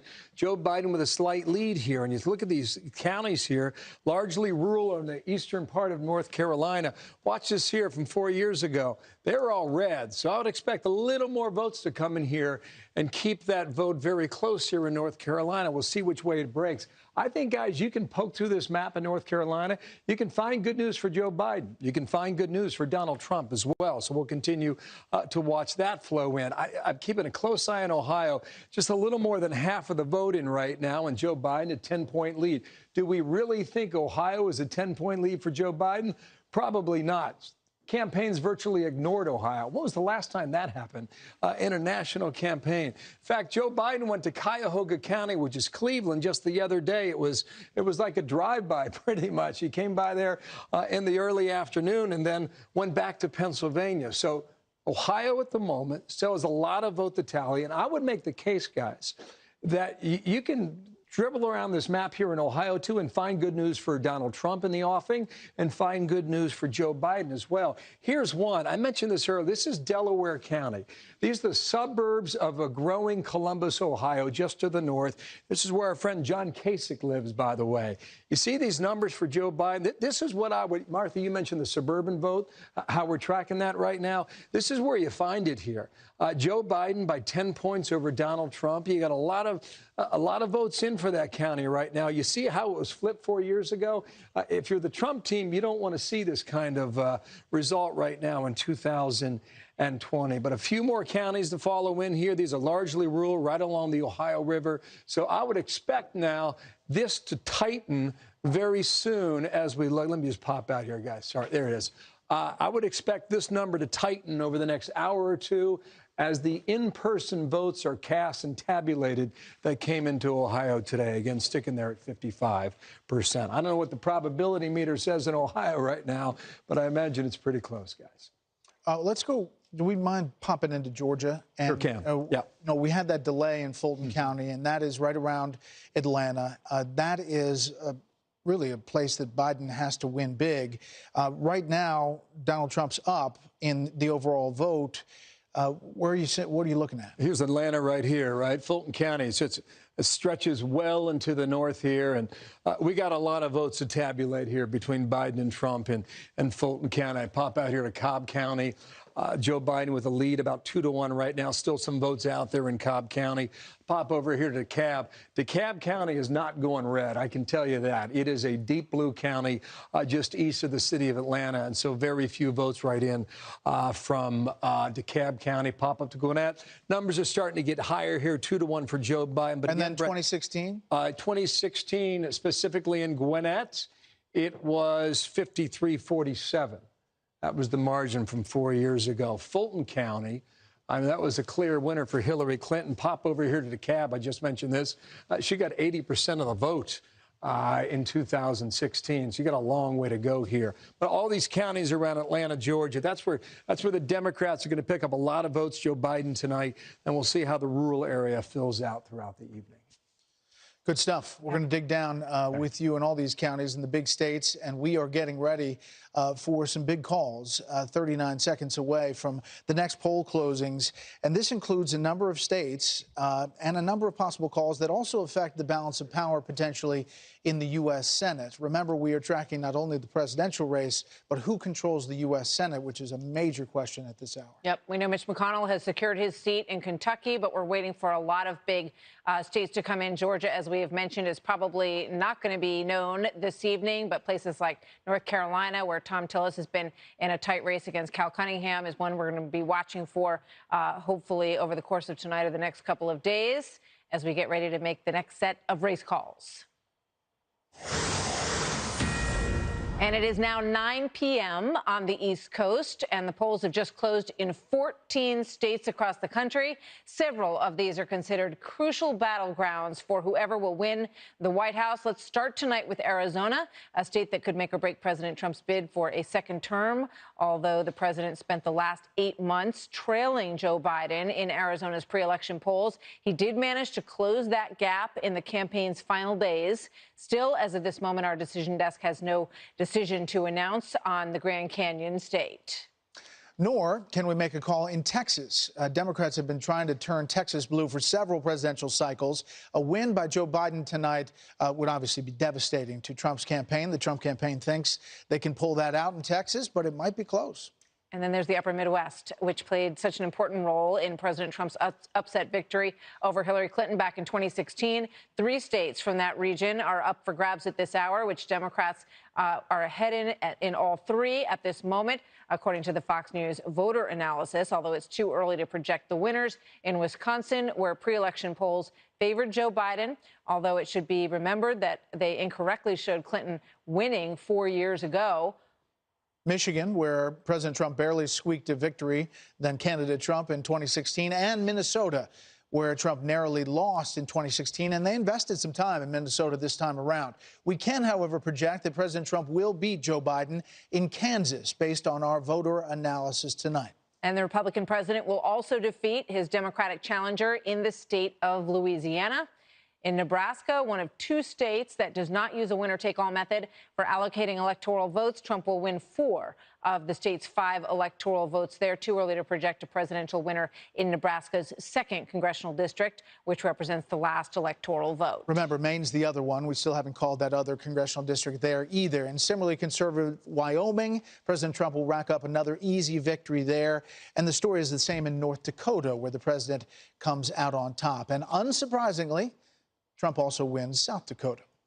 In New York, the Fox News decision desk can project that Joe Biden will cruise to an easy victory over President Trump in a place that he used to call his hometown. He calls Florida home now. Biden will also win the state of Colorado, according to our decision desk there, but too early to project a winner in New Mexico, where Biden enjoyed strong support in pre-election polling. All right, let's turn now to the Senate races, where polls have just closed. The first state, Colorado, where our decision desk can now project that Democratic Governor John Hickenlooper, the former governor there, will oust Republican Senator Cory Gardner in the first Senate flip of the night. Remember, Democrats need 4 net, or 3 and the White House, to take over control. This is 1 net in the Democrats' column. Another closely watched Senate race is the special election in Arizona, where Republican Senator Martha McSally faces a strong challenge from Democrat Mark Kelly, a former astronaut. Kelly currently has a lead over McSally, but again, it's too early to call that race.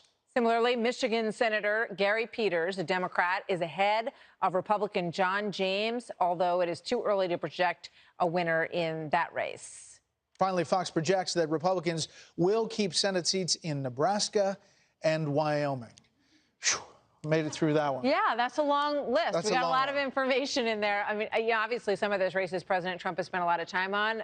In Michigan, polling for John James, a veteran who has run before in the state of Michigan and running again now. Gary Peters giving him a run for his money. That one, as we said, too close to call it. And really, or Michigan, too early to call, I should say. Yeah, Michigan, where it goes on the presidential, as you look at the race to 270, it's now 129 to 94.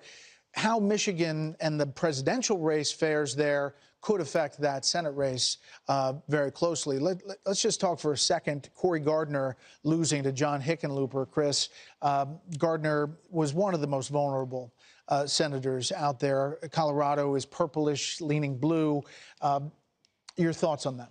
Well, it's interesting. There are about 9 toss-up races, but there were 2 that looked likely to flip. One was Alabama, Doug Jones against Tommy Tuberville. And interestingly enough, we haven't called that. Everybody thought that was likely to go to the GOP. We haven't called it yet, not to say it won't happen. And then the other one was sort of leaning Democrat, was the incumbent partner in Colorado against the former governor, 2-time mayor of Denver, 2-time governor of Colorado, failed presidential candidate in this cycle, John Hickenlooper. So assuming that Doug Jones does lose, we're exactly where we were at the beginning of the night, which is a 53-47 majority for the Republicans. They need to pick up 3 more seats, flip 3 more Republican seats, and win the White House so that you'd have Kamala Harris as the tiebreaker, or 4 net to take over the Senate. A couple of things. I've been in touch with the Biden campaign. They are, although we haven't called it, they're waving the white flag of defeat in Florida. They think that Florida is gone, accentuating the positive, making the best case of it. They say that they very much underperformed among Cuban Americans. They think that the president's socialism, Democrats, Biden allegation stuck. But what they're saying is there are not a lot of Cuban Americans outside of Florida, so they don't think that'll be an issue in other Hispanic communities. They say they're overperforming in Ohio in the suburbs. You heard Bill Hemmer talk about around Columbus. They say in Cincinnati they're overperforming as well. If you mention his name, as in the debate, we have to bring him in. Bill Hemmer. Bill Hemmer's at the board. Pull up Ohio. You can ask him questions. Well, no, I just actually, can I tell you one thing, Bill? You sure can. Yeah, my son, Peter, has just sent me an email, and he says, does Hemmer really know all of those counties, or is he reading off a teleprompter? The teleprompter and I said, right here. Do not tug on Bill Hemmer's cape. No, exactly. You tell him I said hello, too, Chris, okay? Yeah, but are you reading off a teleprompter, or do you really No, I'm just looking at this monitor right here, which shows me you, actually. And you, listen, I think don't start pointing at various points in my face. This is a perfect time to mention the race of 1876, where you and Britt covered that, right? And so now's a perfect time to let you know. Focus. Play nice here. That Brett and I covered the election of 2000 in Tallahassee, and that's where Brett and I became friends for the first time. That is true. You're at another network. We've got that on you guys, okay? But all right, so let me ask you about the Biden campaign claims that they're overperforming in the suburbs of an area that matters a lot to you, Cincinnati. Is that true? It is true at the moment, based on what I can see a little bit. I would actually buy that argument more so up here in Franklin County, which is Columbus, and up here in Delaware County, where I talked about a little bit before. It's a growing part of the state. Also a lot of farms, too, up in Delaware County, too. But I can buy that part of the state a little more than I can the argument in Cincinnati. What I will tell you, Chris, however, so what are we? Our pop out here, we're at 59% of the vote in Ohio. And this is Montgomery County. That is Dayton, Ohio. That is one of a few counties that the president flipped from 2016 to 2020. So what's happening in Dayton, Ohio? Joe Biden's got a clear lead, 60 to 38% right now, but the raw numbers still are a bit on the low side. We're going to get that probably another double, I would say, in Montgomery County. I would also say, since you're talking about the suburbs of Cincinnati, this is Butler County. It's north of Cincinnati, the home of Miami University, Oxford, Ohio, class of 1987. So this is Donald Trump right now with 64% of the vote from 4 years ago. See the raw numbers right there, about 160,000. This is where we are now. We're about 110,000, so at least 50,000 votes are still outstanding. Trump's at 53.7. Just go back again, he was at 64.8. He could get there, but again, a lot of those votes right now outstanding would have to go to him. So I can buy that argument a little bit, Chris, I think, but so much of, come on, so much of this, 41% of the vote, is yet to be. All right, Juan, Dana, Britt, you're in the game here with Bill. So he's in. Go ahead. You can ask. I want to ask Bill a question, but I do want to point something out about Colorado and Cory Gardner, who I was always kind of wondering. I heard he was in trouble, and, we kind of knew that Colorado's trended blue for some time now. But listen to this number. In the state of Colorado, men versus women in the vote. Biden won the men vote 49 to 47, but listen to this number with women, 61-36. Biden over Trump. Now, it's pretty hard for an incumbent Republican running with a guy at the top of the ticket to get crushed that badly by the majority gender in our country to win re-election, and he didn't. So who else has a question for Bill Hemmer at the board? It's Ask My Bill. son Peter does, but he's not here.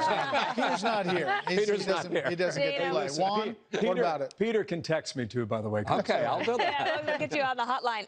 The thing is about the Cory Gardner, too, is that he was the most bipartisan member there. And, as you look across these states, if a Republican is going to lose and you're looking at, you think there's going to be wholesale change, I don't really think so. John Hickenlooper was a governor of Colorado, and I know Colorado is more of a reliably blue state now for Democrats, but it's still fairly moderate, and so there's that. I guess, Bill, one of the things that I was wondering is, in Colorado, how much, we're talking about the suburban vote a lot, Yeah.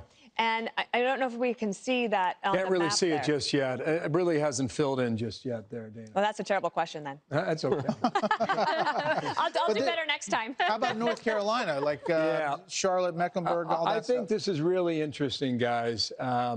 You have about 22% of the votes still to be tallied here. Joe Biden's sitting in a pretty good spot at the moment.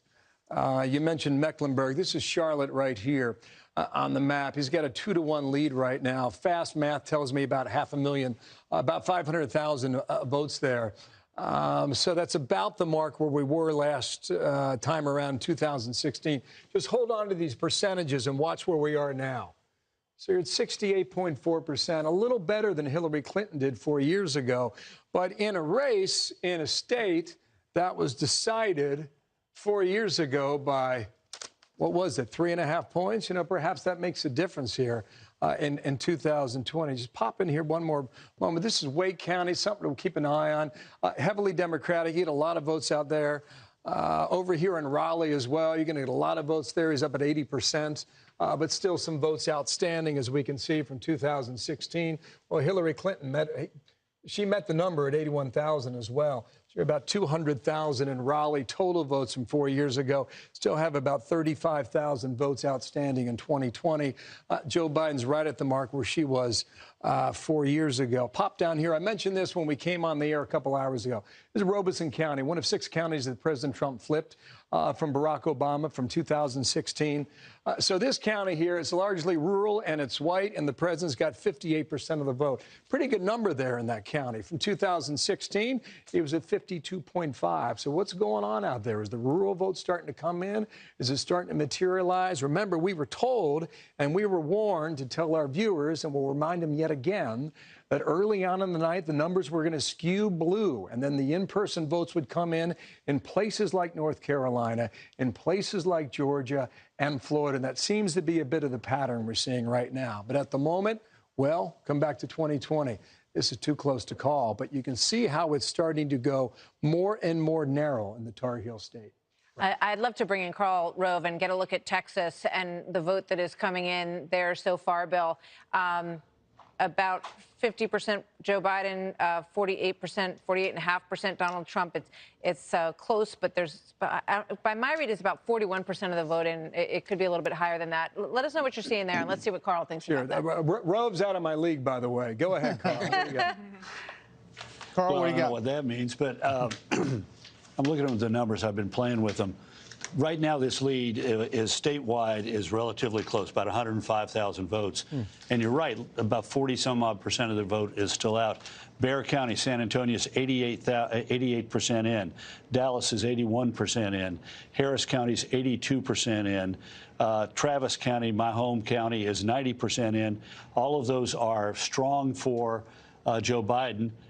Tarrant County is 90% in. That's Fort Worth. And Trump leads there by 1,000 votes. So if you're a Democrat and you got 40-some-odd% of the vote out and the big cities are largely in, that 105 is going to disappear when Taylor County comes in, Abilene, when the East Texas, Piney Woods, Smith, Longview, others start coming in. If I'm looking at this, I'm happy if I'm in the Trump headquarters. I'm saying once again, it hasn't happened if I'm sitting in the Democratic headquarters. Carl, what do you think the margin is in